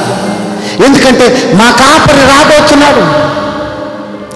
ఆత్మీయ ఆహారముతో మమ్మల్ని బలిష్ఠులుగా, బలవంతులుగా, తిరుగులేని వారముగా, అపవాది క్రియలను మమ్మల్ని ఎదిరించేవారుగా చేయటానికి, మమ్మల్ని పోషించటానికి మా కాపరి రానయ్యున్నాడు. అంతవరకు మేము సన్నిధిలో ఆరాధన చేస్తూ, ప్రార్థన చేస్తూ, ఆయనకి మహిమకరముగా, ఆయన్ని కనపరిచే వారముగా, ఆయనకి నమ్మకమైన వారుగా ఉండవలసిన వారమై ఉన్నామని ఆయన కనపరిచే వారముగా మనం ఉండాలి. హల్లెలూయా, హల్లెలూయా. అలా ఉంటున్నామా? మనం ప్రశ్నించుకోవాల్సిన సమయం ఇది. దేవుని సంగమా, సో దేవుని బిడ్డలారా, ఆ విధంగా మనం ఆలోచన చేస్తే, ఇప్పుడు అక్కడ మనం ఆలోచన చేస్తే దేవుడికి ఒక విషయంలో బాగా కోపం వచ్చిందండో. ఏ విషయంలో కోపం వచ్చింది? Very good. నిజానికి సేవకుని విడిచేశారు. వెరీ గుడ్, అంతవరకు పర్లేదు, సరే ఏదోనే మర్చిపోయి ఉంటారు అనుకుందాం కొద్దిసేపు. అసలు అదే జరగకూడదు, జరిగిందని అనుకున్నాం కొద్దిసేపు. కాపర్ని విడిచింది కాక నన్ను విడిచావు నీవు. దేవుడు అతిశయముగా ఉండాల్సిన నన్ను నీవు విడిచేశావు. విడిచేసి మా ముందర నడువుటకు ఒక దేవతను చేయమని అడుగుతున్నావు. సరే పోనీలే, అజ్ఞానముతో అడిగావు అని అనుకుంటే బంగారపు పోగుల్ని తీసిచ్చావు. నాకు ఒక విగ్రహం చేయండి అని. అన్న మాటలు మీకు అర్థమవుతున్నాయా? మీరు క్లియర్గా ఒక విజువలైజ్ చేసుకుంటూ ఉండండి, మీకు కనపడతా ఉంటుంది. ఓకే, ఒక బంగారు పోగులన్నీ తీసిచ్చారు, ఒక విగ్రహం చేయమని ఇచ్చారు వాళ్ళకి. నిజానికి సుప్రీం దేవుని బిడ్డలారా, పైపెచ్చు బంగారు పోగులు తెచ్చి ఇచ్చావు ఆయనకి. హల్లెలూయా, హల్లెలూయా, హల్లెలూయా. అయితే ఇప్పుడు ఒక ఆలోచన చేద్దాం. దేవుడు సెలవిచ్చిన మాట వీరికి చేరిందా? జ్ఞాపకం చేసుకోండి, చేరిందా లేదా? చేరలేదు. అర్థమవుతుంది ఎంతవరకు మీకు? రైట్. ఇలా ఉండగా నాకు వచ్చిన ప్రశ్న ఏంటంటే, నీకు బంగారం యాడిది? హలో మై డియర్ చర్చ్, నీకు ఎక్కడిది బంగారం? అవునా? నిజమేనా? నిజం చెప్పండి. ఇప్పుడైనా ఎవరిది చెప్పండి, ఎక్కడిది మీకు? నిజమేనా? నిజమే. దేవుని స్తోత్రం కలుగును గాక. ఆమేన్, ఆమేన్. మంచిదే. నిజంగా మీ అందరూ చాలా యథార్థవంతులు, యథార్థంగా మాట్లాడుతున్నారా? నిజంగా దేవుడు ఇచ్చింది అది. నిజానికి ఆ విషయాన్ని వాళ్ళు మర్చిపోయారు. ఆ విషయాన్ని వాళ్ళు మర్చిపోయారు. ఇంకా దేవుని స్తోత్రం మీకు గుర్తున్నది, దేవుడే ఇచ్చాడు అంటున్నారు. సో ఆ విధంగా మనం ఆలోచన చేస్తే అక్కడ ఒకానొక స్థితిలో ఇశ్రాయేలీలు ఎవరు? అమ్మయ్యా, దేవుని మీకు చాలా బాగా అర్థమవుతుందమ్మా. ఎవరు? బానిసకి బంగారం ఎక్కడ అసలు? అవునా? అంతేనా కదా? వాస్తవేనా? అయితే నా దేవుడు నువ్వు బానిసగా ఉండటానికి ఇష్టపడలా, అపవాది చెరలో బానిసలుగా ఉండటానికి ఇష్టపడలా, అపవాదికి ఆత్మీయ పుత్రులుగా ఉండటానికి ఇష్టపడలా, నిన్ను సకల సమృద్ధితో తీసుకురావడానికి ఇష్టపడ్డాడు. ఆమేన్. నిజానికి మీకు ఒక విషయం జ్ఞాపకం చేస్తా. నిజానికి బానిసలుగా ఉన్నప్పుడు వాళ్ళ స్థితి ఏంటో తెలుసా? ఒకసారి 5వ అధ్యాయానికి వెళ్ళండి. అదే నిర్గమాకాండం 5వ అధ్యాయానికి వెళ్ళండి. 7వ వచనం ఒకసారి చదవండి. ఇటుకలు చేయుటకు మీరు ఇక మీదట ఈ జనులకు గడ్డి ఇయ్యకూడదు, వారు వెళ్ళి తామే గడ్డి సమకూర్చుకొనవలెను. అయినను వారు ఇది వరకు చేసిన ఇటుకలు లెక్కని వారి మీద మోపవలెను, దానిలో ఏమాత్రము తక్కువ చేయవద్దు. వారు సోమరులు కనుక మేము వెళ్ళి మా దేవునికి బలి అర్పించుకుని సెలవిమ్మని మొరపెట్టుచున్నారు. సో ఇప్పుడు దేవుని బిడ్డలారా, అక్కడ వృత్తాంతమంతా మీకు కథలా చెప్తా, మీకు అర్థమవటం కోసం. నిజానికి ఇప్పుడు మీకు సందర్భం అర్థమైంది కదా. మోషే మండుచున్న పొదలు మొత్తం చూసి, నువ్వు వెళ్ళు మోషే, ఫరోతో మాట్లాడి నేను నీతో వస్తా అన్నాడు. వెళ్ళి ఫరోతో మాట్లాడు, అయ్యా మా బిడ్డలను పంపించేస్తే మేము 3 దినములంతా ప్రయాణం చేసి అడవిలోకి పోతాం, అడవిలోకి పోయి మా దేవునికి ఆడ బలి పెట్టినట్టు ఆడ ప్రార్థన చేస్తుంటాం మేము దేవుడికి అనేసరికి ఫరో కోపం వచ్చింది. ఏంటి ప్రార్థన చేస్తావా? బలిపీఠం కట్టి ప్రార్థన చేస్తావు? వాళ్ళు సోమరులు అయితే నువ్వు బలిపీఠం కట్టి ప్రార్థన చేస్తావు, ఈడ పనది లేచి వాళ్ళు సోమరులుగా ప్రార్థన చేసుకోమంటావు ఏంటి అంటే, ప్రార్థన చేసేది సోమరులా? ఆ పదానికి స్పెల్లింగ్కి అర్థమే మార్చేస్తాడు. ఎందుకు తెలుసా? ఆనాడు మొదలుకొని ప్రార్థన చేసింది వీరులు. ఆమేన్. అర్థమవుతుందన్నమాట. బానిసలు ప్రార్థన చేస్తే సోమరులు అన్నాడు, అందుకని వారిని యుద్ధ వీరులుగా మార్చేశాడు దేవుడు. ఆమేన్, ఆమేన్ అన్న నా మాట అర్థమవుతుందా? సో ఆ విధంగా ఆ బానిసత్వంలో ఉన్నప్పుడు ఎప్పుడైతే నేను దేవుడికి ప్రార్థన చేస్తామనగానే అక్కడ ఫరో ఒక పని చేశాడు. వారికి గడ్డి ఇవ్వటం మానేశాడు. గడ్డి ఎందుకు అక్కడ, అసలు ఆ మాట దేవుడు ఎందుకు బైబిల్లో రాశాడంటే వారి స్థితిని తెలియజేస్తున్నాడు. మనకు అక్కడ బానిసలున్న స్థితి మనకు అక్కడ కనపడుతుంది. ఇజ్రాయేలులు ఎదుర్కొంటున్న భయంకరమైన ఆక్రందనలు అక్కడ కనపడుతున్నాయి. నిజానికి ఇజ్రాయేలీలు ఇటుకల తయారీలో ఉన్నారు. ఆ సమయంలో, ఆ ఇటుకల తయారీలో ఉన్న సమయంలో, ఆ ఇటుకలు తయారు చేసే సమయంలో, ఇటుకలు తయారు చేసే ప్రక్రియలో గడ్డి వాడతారు. ఎందుకు గడ్డి వాడతారంటే, మేబీ నేను అనుకోవటం, ఆ ఇటుకలు అచ్చు పోసి ఇటుక బాలించిన తర్వాత గడ్డి దాని మీద ఆ ఎండ వేడికి పగలకుండా గడ్డి వేయొచ్చేమో, లేదు అలా కప్పటానికి వాడొచ్చేమో, లేదు ఆ గడ్డిని ఇటుకలో వేసి దాని సామర్థ్యాన్ని పెంచడానికి వాడతారేమో, లేదు ఆ ఇటుకల మీద గడ్డి పెట్టి తగలబెట్టి కాల్చడానికి వాడతారేమో. ఎందుకైనా వాడుండొచ్చు, అది మనకు అనవసరమైన సందర్భం. అయితే ఆ గడ్డి కూడా వారికి దొరకలేదంట. నిజానికి గడ్డి అని బలుగుతున్నాడు, మనకు చులకనగా లేదు, ఉందా లేదా? ఎందుకు చులకనగా ఉంది నీకు? పెద్దగా చెప్పండి అమ్మా. గడ్డే కదా అంటాం కదా. ఎందుకంటే నీకు ఎక్కడ పడితే అక్కడ కనపడుతుంది. చూడండి, మనకు చుట్టుపక్కల కూడా కనపడుతూ ఉంది ఖాళీ ప్రదేశంలో. ఎందుకంటే ఎక్కడ పడితే అక్కడ కనపడుతున్న గడ్డి కూడా ఆ రోజుల్లో వాళ్ళకు దొరకలేదంట. అంటే ఎంత భయంకరమైన స్థితి మీకు అర్థమైందా? గడ్డి కూడా కూర్చుకునవలేనన్నాడు అక్కడ. గడ్డి ఇవ్వను నేను అని భయంకరంగా ఇబ్బంది పెట్టేసరికి నిజానికి ఆ సమయంలో వారు వెతుకులాట ప్రయత్నించారు. దేని వెతికారో తెలుసా? 12వ వచనం చదవమ్మా. అదే అధ్యాయంలో 12వ వచనం.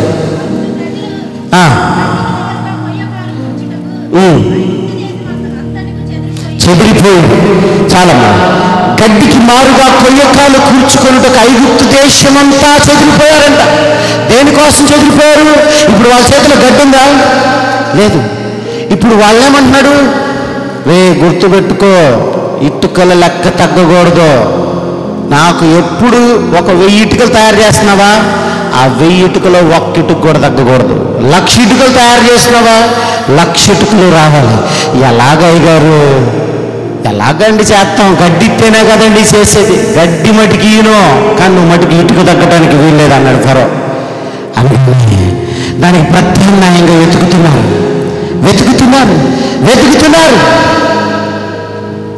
వారికి కొయ్యకాలు దొరికింది. కొయ్యకాలంటే చెక్క, అర్థమవుతుందా? చెక్క, మొద్దులు, మొద్దులు దొరికాయి వారికి. నిజానికి ఆ యొక్క ఎత్తుకులాటలో వారు వేదన పడుతూ వెతుకారు. హల్లెలూయా, హల్లెలూయా. ఎందుకంటే నిజానికి ఆ మొద్దుని తీసుకొచ్చి ఏం చేయాలి? తగ్గల్లో పెట్టాల. హల్లెలూయా. నిజానికి వాళ్ళు కోపం లేదా? ఇశ్రాయేలీయులకి భయంకరమైన కోపంలో గడ్డి కూడా ఇవ్వలేదు. ఆ మొద్దులు ఉన్నాయి. ఆ మొద్దులు తీసుకొని తెచ్చి తగలబెడుతున్నప్పుడు నేను అనుకుంటాను, ఆ మొద్దులో ఫరోని చూసుకొని ఉంటారు వాళ్ళు. నిజమా? నేను అంటున్న మాట కాదు అది. మలాకి 4:1 చదువు ఒకసారి. త్వరగా దీ చదవాల. త్వరగా మలాకి 4:1.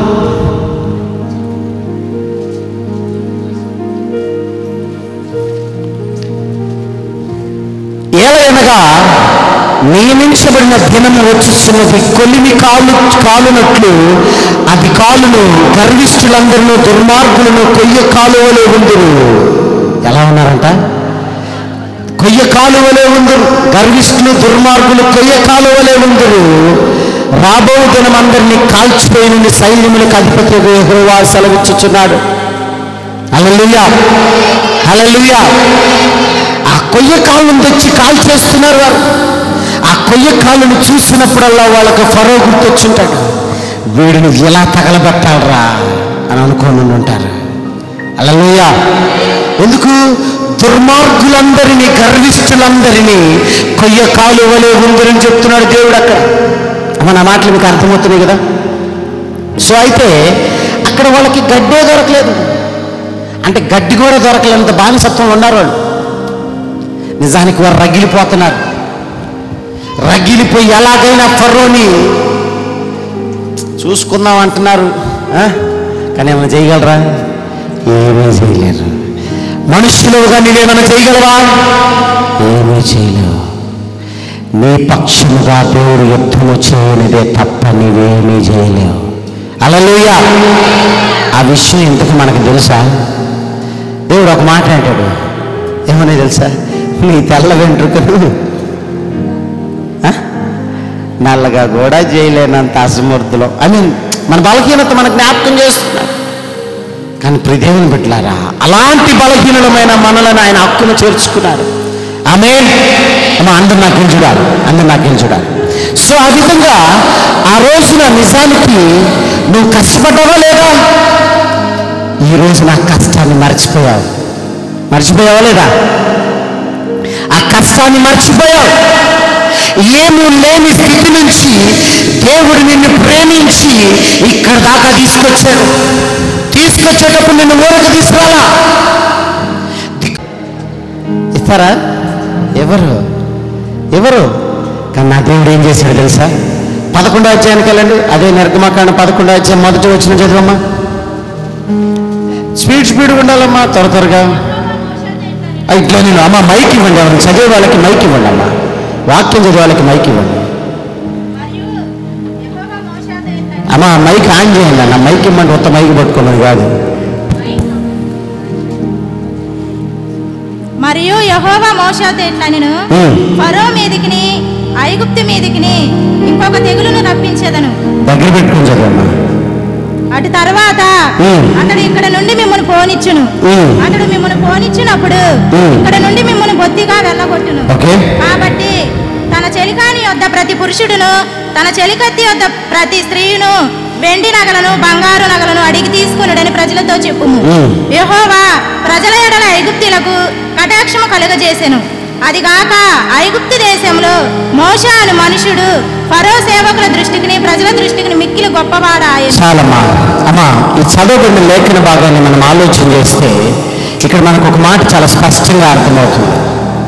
చూసారా, ఇక్కడ కూడా 11లో మరియు యెహోవా మోషేతో ఇట్లా నేను అన్ని చోట్ల ఇట్లనే ఉంటుంది. అక్కడ ఇట్లా నేను అయితే ఇక్కడ చూస్తే ఫరో మీదకి ఐగుప్తు మీదకి ఇంకొక తెగులు రప్పిస్తాను దేవుడు మాట్లాడుతున్నాడు. అక్కడ నేను ఇంకో తెగులు రప్పిస్తా, దాని తర్వాత మిమ్మల్ని బానిస్తాడు ఫరో, మీరు దిగులు చెందబాకండి అని అంటూ ఒక మాట అంటాడు. ఇప్పుడు వెళ్ళటానికి సిద్ధమవ్వాలిగా. ఇంకా ఆ తెగులు అయిపోగానే నువ్వు ప్రయాణం స్టార్ట్ చేయడమే. ఆ ప్రయాణం స్టార్ట్ చేసే సమయంలో ఒక మాట అంటున్నాడు, అయ్యో ప్రయాణం స్టార్ట్ చేసేటప్పుడు వాళ్ళెవరు? యుద్ధ సేనలు. ప్రయాణం స్టార్ట్ చేయకముందు వారు బానిసలు. ప్రయాణం స్టార్ట్ అవ్వబోతుంది, వారు ఇప్పుడు యుద్ధ సేనలుగా రావాలి. మళ్ళీ పేదవారుగా రాకూడదు, స్థితిమంతులుగా రావాలి. అర్థమవుతుందా? వెంటనే వాడిని వేశాడు. 2వ వచనంలో, కాబట్టి తన చెలికాని యొద్ద నుండి ప్రతి పురుషుడిని, తన చెలికత్తి యొద్ద ప్రతి స్త్రీని వెండి నగలను బంగారు నగలను అడిగి తీసుకునే ప్రజలతో చెప్పిన యెహోవా ప్రజల ఎడల ఐగుప్తీయులకు కటాక్షము కలుగు చేశాడు. ఐగుప్తీయులకి యెహోవా ప్రజల ఎడల, ఇశ్రాయేలుల ఎడల ఏం కలుగు చేశాడు? కటాక్షం అంటే ఫేవర్. ఇంగ్లీష్లో అక్కడ ఫేవర్ అని రాయబడి ఉంది. అక్కడ మీరు పైన వచనంలో గమనిస్తే చెలికాడు అని రాయబడి ఉంటుంది. అది చెలికాడు కాదు, ట్రాన్స్లేటర్స్ చెలికాడు చెలికత్తి అని రాశారు. మీరు పాత రోజుల్లో పాత సినిమాలు చూసి చెలికాడు చెలికత్తి అంటే మీరు ఎటో పోయారు. ఆ చెలికాడు చెలికత్తి కాదు, ఇంగ్లీష్లో నైబర్ అని రాయబడి ఉంటుంది. అక్కడ నైబర్ అంటే ఎవరు? ప్రక్కని వారు అని, ప్రక్కన నివసిస్తున్న. అప్పట్లో గొప్ప ధనికులు ఐగుప్తీయులు. అందము ఎడల వాటిపైన మోజున్నది వాళ్ళకి. నగలు తయారు చేసుకుంటున్న ఐగుప్తీయులు చాలా ఘనమైన వారని చెప్పబడుతుంది. అవన్నీ ఇప్పుడు ఎవరికి ఇచ్చారు? హల్లెలూయా, హల్లెలూయా. నువ్వేమీ కష్టపడకుండానే, నువ్వేమీ ప్రయాసపడకుండానే శత్రువుల స్వర. హల్లెలూయా, హల్లెలూయా.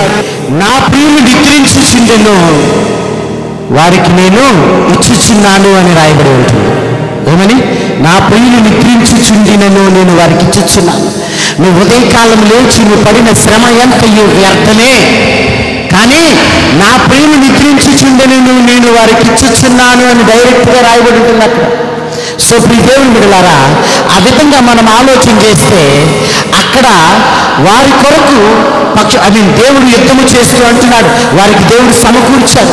ఇప్పుడు వారికి బంగారం ఎక్కడిది చెప్పండి అమ్మా, ఎవరిచ్చారు? దేవుడు ఎక్కడి నుంచి ఇచ్చాడు? ఐగుప్తీయులకున్న బంగారము ఎవరి స్వాస్థ్యమైంది? ఇప్పుడు ఇజ్రాయేలీల స్వాస్థ్యమైంది. ఒకప్పుడు ఏమీ లేని స్థితిలో ఉన్న నీకు ఈ దినమును నువ్వు అనుభవిస్తున్న స్వాస్థ్యము, స్థితి, ధనము, ఐశ్వర్యము, గృహములు, స్థలములు, ఇండ్లు, బంగారము, వెండి అవన్నీ ఎవరివై ఉన్నాయి? ఆమేన్, ఆమేన్, ఆమేన్. సుప్రీదేవుని. సో ఆ విధంగా ఇప్పుడు దేవుడికి ఎందుకు కోపం వచ్చింది అంటే, మనం ఆలోచన చేస్తే దేవుడు వారికి అతిశయం, రైట్, కానీ వారి బంగారాన్ని బట్టి అతిశయపడ్డారు. మా దగ్గర మస్తు బంగారం ఉందన్నట్టు ఫీల్ అయ్యారు వాళ్ళు. హల్లెలూయా, హల్లెలూయా. బంగారాన్ని బట్టి అతిశయపడ్డారు. బంగారాన్ని బట్టి అతిశయపడి ఆ దూడం చేయమని అడిగారు. దూడం చేశారు, ఊరేగించారు. అమ్మ మీకు అర్థమవుతుందో కథలాగా ఊరేగించారు. ఇప్పుడు మోషే దిగటం ఆరంభమైంది. నా బిడ్డలు జయధ్వనులతో, ఊరేగాలతో, పాటలతో స్తుతిస్తున్నారంటున్నాడు మోషే. దేవుడు అంటున్నాడు, జయధ్వని కాదు, కిందకెళ్ళి చూడుపో, కిందకెళ్ళి చూడుపో మోషే అన్నాడు. వచ్చి చూసేసరికి, అయితే ఇక్కడ మీరు ఒకటి మాట చాలా క్లియర్ గమనించాలి. ఆ యొక్క సెలవిమ్మన్న మాట వీళ్ళకి చేరిందా? గుడ్, మీరు క్లియర్గా వింటున్నారు. చేరలేదు.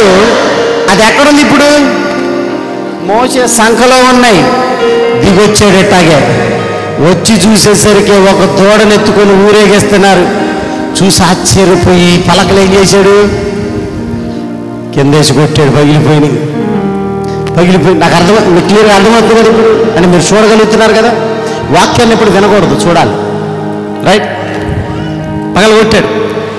పగలగొట్టి వెంటనే కోపం వచ్చేసి అక్కడంతా ఏదో అంటారు కదా, ఎగురుతున్నారు.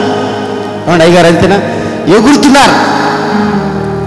నిజానికి ఎగిరేటప్పుడు వాళ్ళు సంపూర్ణంగా అలంకరించుకుని మంచి దుస్తులు, బంగారం, ఒంటి నిండా నగలు తళుక్కు తళుక్కుమని మెరిసిపోతున్నాయి. ఎగురుతున్నారు, వాళ్ళు గంతులేస్తున్నారు.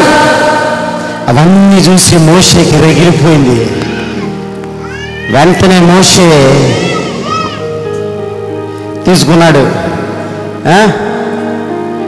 వేసేసాడు అందరినీ. ఎంతమంది? 3000 మంది కూలిరి అని ఉంది అక్కడ. అవునా అమ్మ? మీకు చిన్నగా కథలాగా అర్థమవుతుంది కదా. 3000 మంది కూలిరి అని ఉంటుంది 32లోనే అక్కడ. సో ఆ విధంగా ఇప్పుడు కూల్చేశాడా? చనిపోయారా కొంతమంది? అంటే విస్తృతంగా విపరీతంగా ఉన్న వాళ్ళంతా చచ్చిపోయారు. అప్పుడు మోషే చచ్చిపోయిన వాళ్ళంతా చనిపోయిన తర్వాత యెహోవా పక్షంగా ఉన్న వాళ్ళంతా నా దగ్గర రండి అన్నారు. వచ్చారు. లేవీలంతా ఆయన పక్షంగా వచ్చారు. అలా కొంతమంది అందరూ ఆయన పక్షంగా వచ్చారు. ఆ విధంగా ఆయన పక్షంగా వచ్చారు. ఆయన పక్షులుగా వచ్చిన తరువాత ఇదందరూ నాతో కలిసి చెప్పాలి. అర్థమవుతుందా? ఇప్పుడు మనం వాళ్ళతో పాటు ప్రయాణం చేస్తున్నాం కదా. ఇప్పుడు ఏడదాకా వచ్చాం?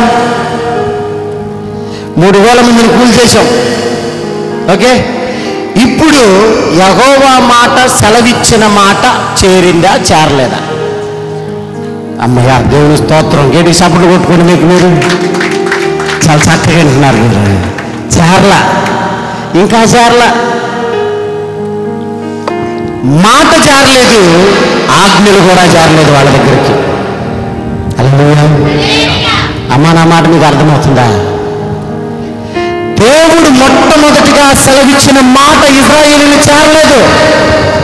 మొట్టమొదటిగా వారి కొరకు రూపొందించబడిన ఆజ్ఞలు కూడా వారిని చేరలేదు. అర్థమైందా? ఏమైపోయాయి? పగిలిపోయాయి. హల్లెలూయా. అమ్మా, నా మాట అర్థమైందా? నీ ప్రతిష్టార్పణ చెల్లించాలన్న మాట దేవుని సన్నిధికి చేరలేదు. దేవుడు నీ కొరకు ఏర్పరచబడిన ప్రణాళిక బద్ధమైనటువంటి ఆజ్ఞలు ప్రజలను చారలేదు. అదేనా పగిలిపోయాయి. అయితే 3000 మందిని కూల్చేశాడు.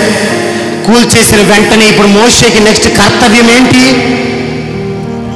చెప్పరేందమ్మా, చెప్పరేంటి? ఇప్పుడు మోషే నెక్స్ట్ కర్తవ్యం ఏంటి? అమ్మయ్య గట్టి సప్పుడు కొట్టండి మా అమ్మకి. ఇప్పుడు ఆయన మొదటి టాస్క్ ఏంటి? మొదటి మాట అయిన మాటని ఇక్కడ తెలియపరచాలి. ఏమని? ప్రతిష్టార్పణలను చెల్లించండి రే మిగిలిన మీరైనా వల్ల. అర్థమవుతుందా? సో ఆ విధంగా అయితే ఇక్కడ జరిగింది ఏంటంటే వారు ఆభరణాలను ఒంటి మీద వేసుకొని ఉన్నారు. వెంటనే అప్పుడు దేవుడు అంటున్నాడు, మిమ్మును ఏమి చేయవలెనో అది నాకు తెలియనట్లు మీ ఆభరణములను మీ యొద్ద నుండి. ఎందుకు రాశాడు ఆ మాట దేవుడు బైబిల్లో? పరిశుద్ధాత్మ దేవుడు ఆ మాట రాశాడంటే ఏదో ఒకటి లేకుండా రాయడు. అక్కడ ఊరక రాస్తాడా? రాయడు. అంటే దేవుని ఉద్దేశం ఏంటంటే నేను నీకు అతిశయ కారణంగా ఉండాలి, కానీ ఆభరణాలు, ఆస్తులు, అంతస్తులు అతిశయముగా ఉండకూడదు. నువ్వు లక్ష్య పెట్టాల్సింది లోకాన్ని కాదు, లోకరక్షకుడనైన నన్ను. ఆమేన్, ఆమేన్. వీడు చప్పుడు కొడితే ఉన్నా మనం కనపడతాం. హల్లెలూయా, హల్లెలూయా. ఎందుకంటే వారి ఒంటిపై ఉన్న వస్తువులకు ప్రాధాన్యతనిస్తున్నారు, కానీ దేవునికి ప్రాధాన్యత ఇవ్వటం లేదు వారు. అందుకే పౌలు భక్తుడు ఒక మాట అంటాడు ఫిలిప్పీ పత్రిక 2:21. ఫిలిప్పీ పత్రిక 2:21 ఒక మాట ఏమంటాడు తెలుసా? అందరూ తమ సొంత కార్యములనే చూసుకొనిచున్నారు, కానీ యేసుక్రీస్తు కార్యములను చూడటం లేదంటాడు. హల్లెలూయా. నువ్వు నేను అదే వరుసలో ఉన్నానేమో. సో ప్రియ సహోదరి, సహోదరుడా, జ్ఞాపకం చేసుకో. అందుకే అక్కడ ఇందాకేమన్నాడు అక్కడ ఒక మాట, నేడు యెహోవా మిమ్మును ఆశీర్వదించినట్లు మీలో ప్రతివాడు అన్నాడా లేదా? 32:29 మోషే, నేడు యెహోవా మిమ్మును ఆశీర్వదించినట్లు మీలో ప్రతివాడు మిమ్మల్ని మీరే ప్రతిష్ఠ చేసుకున్నది. అంటే దేవుడు ఆశీర్వదించాలంటే ప్రతిష్ఠ చేసుకోవాలి. హల్లెలూయా, హల్లెలూయా. సో ఆ విధంగా దేవుని బిడ్డలారా, అక్కడ మనం గమనిస్తే దేవునికి చేయవలసిన సేవ అలాగే మిగిలి ఉంది, మనం మాత్రం లోకానుసారంగానే మిగిలి ఉన్నాం. హల్లెలూయా, హల్లెలూయా. దేవుడు సేవ చేయమని చాలా చెప్పాడు, చాలా చెప్పాడు. దాంట్లో మొట్టమొదటి మాట ఏం చెప్పాడు?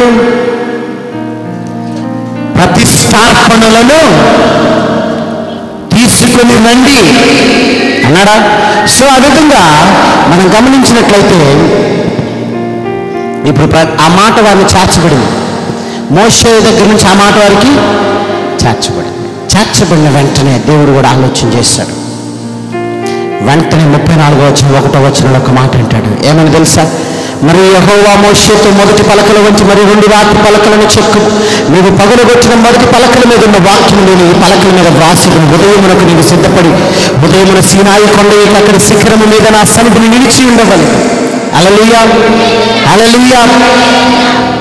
నీ యొక్క అలక్ష్యమును బట్టి, నీ అజాగ్రత్తను బట్టి, నీ ఆ యొక్క ప్రతిష్టార్పణను చెల్లించిన దాన్ని బట్టి, అంటే దేవునికైతే చెల్లించవు కానీ ఇతరత్రా వాటికైతే చెల్లిస్తావే అని దేవుడు అక్కడ కోప్పడ్డాడు.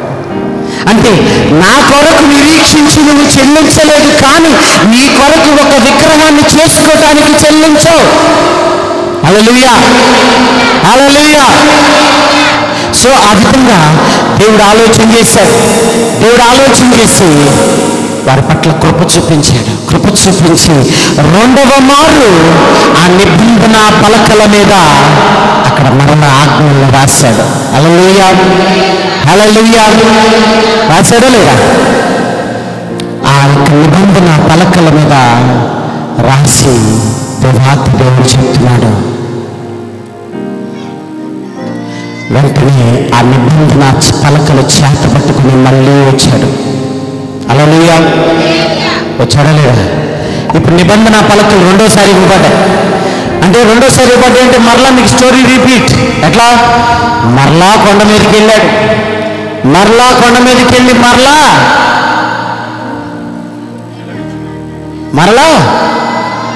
మొదటి మాట విన్నాడా లేదా? మరలా కొండ మీదకి వెళ్ళగానే దేవుడు మరలా మాట్లాడాడు. ఆ మాటను తీసుకొని కిందకు వచ్చాడు. ఈసారి మాటని పలకలని రెండింటిని తీసుకొని వచ్చాడు. ఇప్పుడు ఎవరికి ఇవ్వాలి?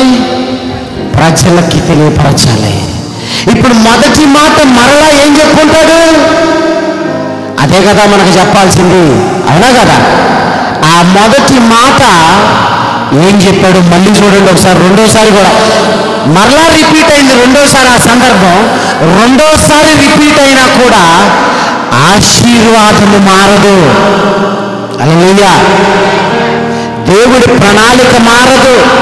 రెండోసారి కూడా మరలా దిగొచ్చి కొండ దిగి మరలా ఏం చెప్తున్నాడు తెలుసా? 35-4 కదమ్మా. మరియు మోషే ఇశ్రాయేలులోని సర్వ సమాజముతో ఇట్లా నేను యెహోవా ఆజ్ఞాపించినదేమనగా. ఏంటంటమ్మా? యెహోవా ఆజ్ఞాపించినదేమనగా మీరు అక్కడేమో సెలవిచ్చును అన్నాడు, ఇక్కడ ఆజ్ఞాపించును అన్నాడు. రెండు ఒకటి కాదా? రెండు ఒకటి. సో ఈ దేవుని బిడ్డలారా, ఇశ్రాయేలీయులైన సర్వ సమాజంతో మోషే ఇట్లా అంటున్నాడు, యెహోవా ఆజ్ఞాపించినదేమనగా మీరు మీలో నుండి యెహోవాకు అర్పణము పోగు చేయడు ఎట్లనగా బుద్ధి పుట్టిన ప్రతివాడు. అక్కడేమో మనఃపూర్వకముగా అన్నాడు, ఇక్కడ బుద్ధి పుట్టిన ప్రతివాడు అంటున్నాడు. హల్లెలూయా. యెహోవా సేవ నిమిత్తం బంగారు, వెండి, ఇత్తడి, అంటే మీకు అక్కడ చాలా లిస్ట్ ఉండదు, మీరు తర్వాత చూసుకున్నాం, సమయం లేదు కనుక. అయితే ఈ దేవుని బిడ్డలారా, ఇప్పుడు వారికి తెలియపరచబడిందా లేదా? మాట తెలియపరచబడిందా లేదా? ఇప్పుడు ఇశ్రాయేలీయులను ఇప్పుడు కర్తవ్యం ఏంటి చెప్పాలమ్మా? ప్రతిష్టార్పణను అర్పించటమే. దాని కిందనే అదే వచ్చి 29వ వచనంలో రాయబడి చూడండి.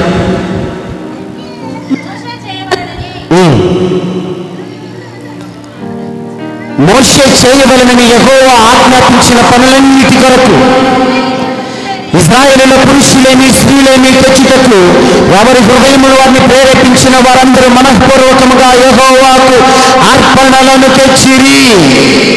ఆమేన్, ఆమేన్, హల్లెలూయా. మీరు ఒకటి గమనిస్తే ఆనాడు ఒక మాట అన్నాడు దేవుడు, మీరు మీ ఆభరణలు ఒంటి మీద నుంచి తీసేయండి అన్నాడు. తీసేయమన్నాడా?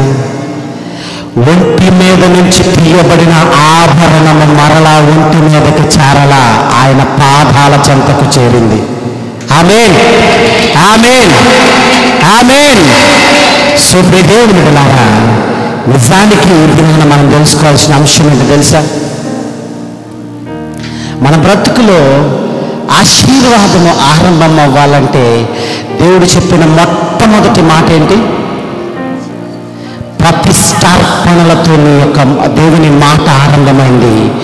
నీ బ్రతుకు దినచర్య కూడా ప్రతిష్టార్పణలతోనే ఆరంభం అవ్వాలి. హల్లెలూయా, హల్లెలూయా. సో దేవుని బిడ్డలారా, నిజానికి అసలు ప్రతిష్టార్పణలు దేనికి చెల్లించాలి అని మీకే కనుక ప్రశ్న ఉంటే అదే నిర్గమాకాండం 25వ అధ్యాయం 8వ వచనంలో ఒక మాట రాయబడి ఉంటుంది. 25వ అధ్యాయం 8వ వచనంలో, నేను వారిలో నివసించినట్లు వారు నాకు పరిశుద్ధ స్థలమును నిర్మింపబలను. హల్లెలూయా, హల్లెలూయా. ఇప్పుడు ప్రతిష్టార్పణ ఎందుకు చేయాలి? నీలోనే దేవుడు నివసించాలి. నీలో దేవుడు నివసించాలి అంటే నీకు ఒక పరిశుద్ధ స్థలమును నువ్వు నిర్మించుకోవాలి. హల్లెలూయా, హల్లెలూయా, హల్లెలూయా. సో దేవుని బిడ్డలారా, సో ఈ దినాన్ని మనం తెలుసుకోవాల్సిన అంశం ఏంటో తెలుసా? ఆ అర్పణ అవశ్యమైనదనేది మనం తెలుసుకోవాలి. ఆ అర్పణ నిజానికి ఇశ్రాయేలుల జీవిత గమనాలను మార్చిందని. ఎప్పుడైతే వారు అర్పించారో వారికి ఆజ్ఞలు ఇవ్వబడ్డాయి. ఆ ఆజ్ఞలు నేటికి ఉన్నాయా? ఉన్నాయా లేవా? ఉన్నాయి. నేటికి నానాటికి ఎన్నటికి క్రీస్తుని మనం చేరు వరకు కూడా ఆజ్ఞలు నిలిచి ఉంటాయి. ఆమేన్. ఆనాడు అది నిలిచి ఉండటానికి ఇశ్రాయేలీయులు చెల్లించిన ప్రతిష్టార్పణలే కారణం. ఆమేన్, ఆమేన్, ఆమేన్. సో ప్రియ దేవుని బిడ్డలారా, ఏదైతే సేవకుడికి అతిశయ కారణమైనటువంటి దేవుని మందిరములో నిలిచి ఉన్న విశ్వాసులే ఆయనకి అతిశయ కిరీటముగా ఉన్నారు. ఆ అతిశయ కిరీటమే ఏం చేయాలి? దేవుని మాటను మొదట వినాలి. వినాలి అంటే ప్రతిష్టార్పణను చెల్లించాలి. హల్లెలూయా, హల్లెలూయా. నిజానికి అపోస్తలులో మనకు ఉంటుంది ఏమని? ఆ పేతురు సేవ చేస్తుంటే విస్తారముగా స్థలములను సహితము అమ్మి వారు ప్రతిష్టార్పణను తీసుకొచ్చి మనపూర్వకముగా చెల్లించారంట. హల్లెలూయా, హల్లెలూయా. కొదువ లేకుండా చెల్లించినంటుంది అక్కడ. హల్లెలూయా. సో ప్రియమైన బిడ్డలారా, నీ జీవితంలో కొదువ ఉండకూడదని కనుక నీవు ఆలోచన చేస్తే దైవ సేవకుడిగా ఇది నేను చెప్తున్న మాట ఏంటి తెలుసా? ఇశ్రాయేలీయులు దేనినైతే అనుసరించారు, ఇశ్రాయేలు దేనినైతే అనుసరించి ప్రతిష్టార్పణలను చెల్లించి వారి జీవితం అనే యొక్క క్రియలకు వారు మలుపు ఒక కీలకమైన అంశములను ఒక కీ తెరిచారో ఆ విధమైన కీ ఈ దినాన్ని దేవుడు మీ చేతికి అర్పిస్తున్నాడు. ఎందుకంటే ఆయన మందిరము కట్టబడాలంటే విశ్వాసమైన మనము ప్రతిష్టార్పణలు చెల్లించకుండా అది అసాధ్యం. హల్లెలూయా, హల్లెలూయా. దేవుడు ఇక్కడ పలకబడిన ప్రతి మాటను నెరవేర్చాలి అంటే ఆయన చెప్పబడిన ప్రతిష్టార్పణలను చెల్లించకుండా ఆ మాట నెరవేర్చబడదు. హల్లెలూయా, హల్లెలూయా. సో దేవుని బిడ్డలారా, ఈ దినాన్ని మనం తెలుసుకోవాల్సిన మూల అంశం ఏంటో తెలుసా? ఆ ప్రతిష్టార్పణను మనము తీసుకుని రావాలి. ఎవరి కోసం? ఎవరి కోసం? దేవుని మందిరం కోసం, దేవుడు నీలో నివసించడం కోసం, ఆయన కోసం పరిశుద్ధ స్థలము నిర్మించుకోవటం కోసం. హల్లెలూయా, హల్లెలూయా.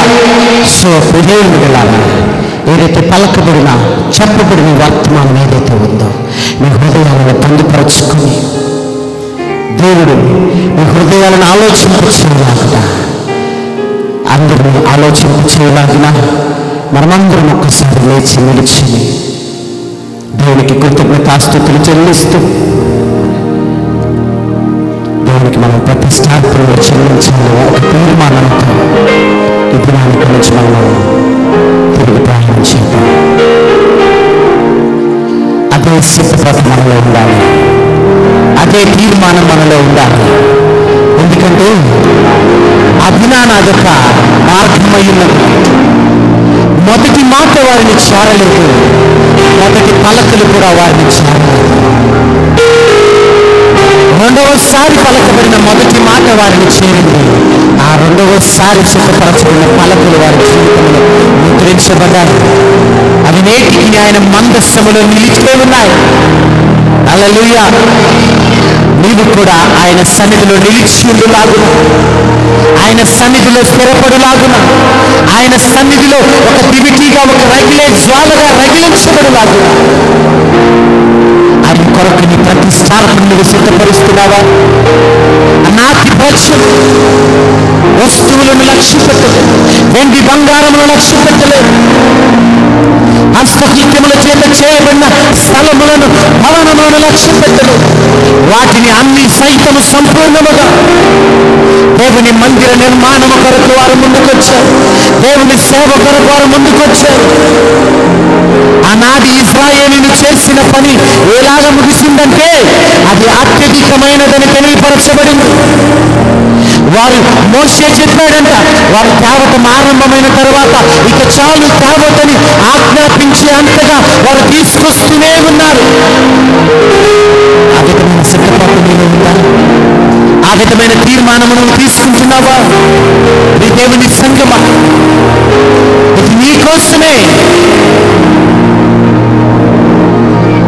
సంఘము కట్టబడేది, ప్రతిష్ఠితమైన జనముగా మార్చబడేది, ఆ సంఘము ఆ యొక్క స్థిరపరచబడేది, ఈ పట్టణములో సంఘము నడయాడబడేది, ఒక మహిమ కారణముగా ఘన కారణముగా నిలవాలి అంటే నీ ప్రతిష్టార్పణ పనులే మూలమని జ్ఞాపకం చేసుకో. నిన్ను సిద్ధపరచుకుంటున్నావా? దేవుడు అమ్మా, నీ చేతిలోనో నీ బ్రతుకులోనో ఉన్న స్థితిగతుల పైన నీవు చూస్తున్నావేమో, అని దేవుడు దినాన్ని చెప్తున్నాడు. అది కేవలము నేను ఇచ్చుట వల్లనే నీ దగ్గర ఉన్నది, కానీ అది ప్రధానమా నేను ప్రధానమా జ్ఞాపకం చేసుకో అంటున్నాడు. ఈ దినాన్ని ఇక్కడ మందిరము కట్టబోతున్నాడు. దావీదు చెప్తున్నాడు సొలొమోనుకు, దేవుడు ఈ దినాన్ని ఒక మాట చెప్తున్నాడు. ఏమన్నా తెలుసా? నిజానికి నీవు అద్భుతమైన మందిరమును కట్టబోతున్నావు అని చెప్తున్నాడు.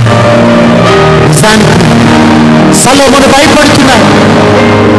దావీదు తన కుమారుడైన సొలొమోనుతో చెబుతున్నాడు, బలము పొంది ధైర్యము తెచ్చుకొని ఈ పని పూనుకొనుము, భయపడకుండా గర్వకుండుము, నా దేవుడని యెహోవా నీతో కూడా నుండును. యెహోవా మందిరపు సేవను గురించిన పని అంతయు నీవు ముగించే వరకు ఆయన నిన్ను ఎంత మాత్రము విడువడు అని దావీదు ఆయన అభయహస్తములు ఇస్తున్నాడు. సొలొమోనుకి అభయహస్తమైన దావీదు, ఇశ్రాయేలీయులు, దేవుడు వారందరూ సమిష్టిగా సొలొమోనుకి సహకరించి ఈ దినాన ఇక్కడ కట్టబోతున్నది new church, the new life church కట్టడానికి నీ ప్రతిష్టాపనలో సిద్ధపరుచుకున్నావా? శుభ్రదేవుని బిడ్డలారా, నీ కాపరికి నువ్వు వెన్నుదన్నుగా నిలుచున్నావా? నా మాటలు కేవలం నీ మాటలుగా తీసుకుంటే నీ బ్రతుకులో మూలము లేనట్టు జ్ఞాపకం చేసుకో. దేవుడు మూలమైన మూల వాక్యము నీ దినమును నీ హృదయంలో బదలపరుచుకుంటే దేవుని ఆశీర్వాదం నేను రంభరించబోతుంది. శివుడు జ్ఞాపకం చేసుకో. సో దేవుడి అభివృద్ధిగా ఆకాశంతో నీ చేతులు వచ్చారు. నీ తీర్మానం దేవుడికి తెలియచేస్తూ ప్రతి సందర్భంలో తోడయ్యున్న దేవుడు ఈ దినమును నీ హృదయములతో మాట్లాడబోతున్నా, ఆత్మను ఐక్యము చేసుకోబోతున్నా, ఈ ఆత్మతో దేవుడు మాట్లాడబోతున్నా. అయ్యా, నా కాపరికి నేను వెన్నుదన్నుగా ఉండి ప్రతిష్టాపన చెల్లించిన ఆ మందిరపు సేవలు నేను కూడా ఒక పాలిభాగస్తునిగా నిలుచుంటానని చెప్పు. అతి శక్తి సహాయం ధైర్యము నాకు దయచేయమని చెప్పు. దేవుడికి నా నేను ధైర్యపరచబోతున్నా. దేవుడు మీకు సమస్తము సమకూర్చబోతున్నా. దిక్కు తోసిన స్థితిలో, ఏమీ తెలియని స్థితిలో, ఏ అగమ్య గోచరముగా ఉన్న స్థితిలో, ఏమీ లేని స్థితిలో ఉన్న నీకు ఇశ్రాయేలీయుల ఆస్తిని, ఐగుప్తీయుల ఆస్తిని ఇశ్రాయేలీయుల వశము చేసిన దేవుడు ప్రజల ఆస్తిని, అన్యుల ఆస్తిని నీ వశము చేసి మందిర సేవకులను ప్రతిష్ఠించబోతున్నా. దేవుని సంగమం బలపరచు. బలమైన మాటలు నిన్ను తాకుతున్నాయని విశ్వసిస్తూ అద్భుత మాటలు దేవుడు మన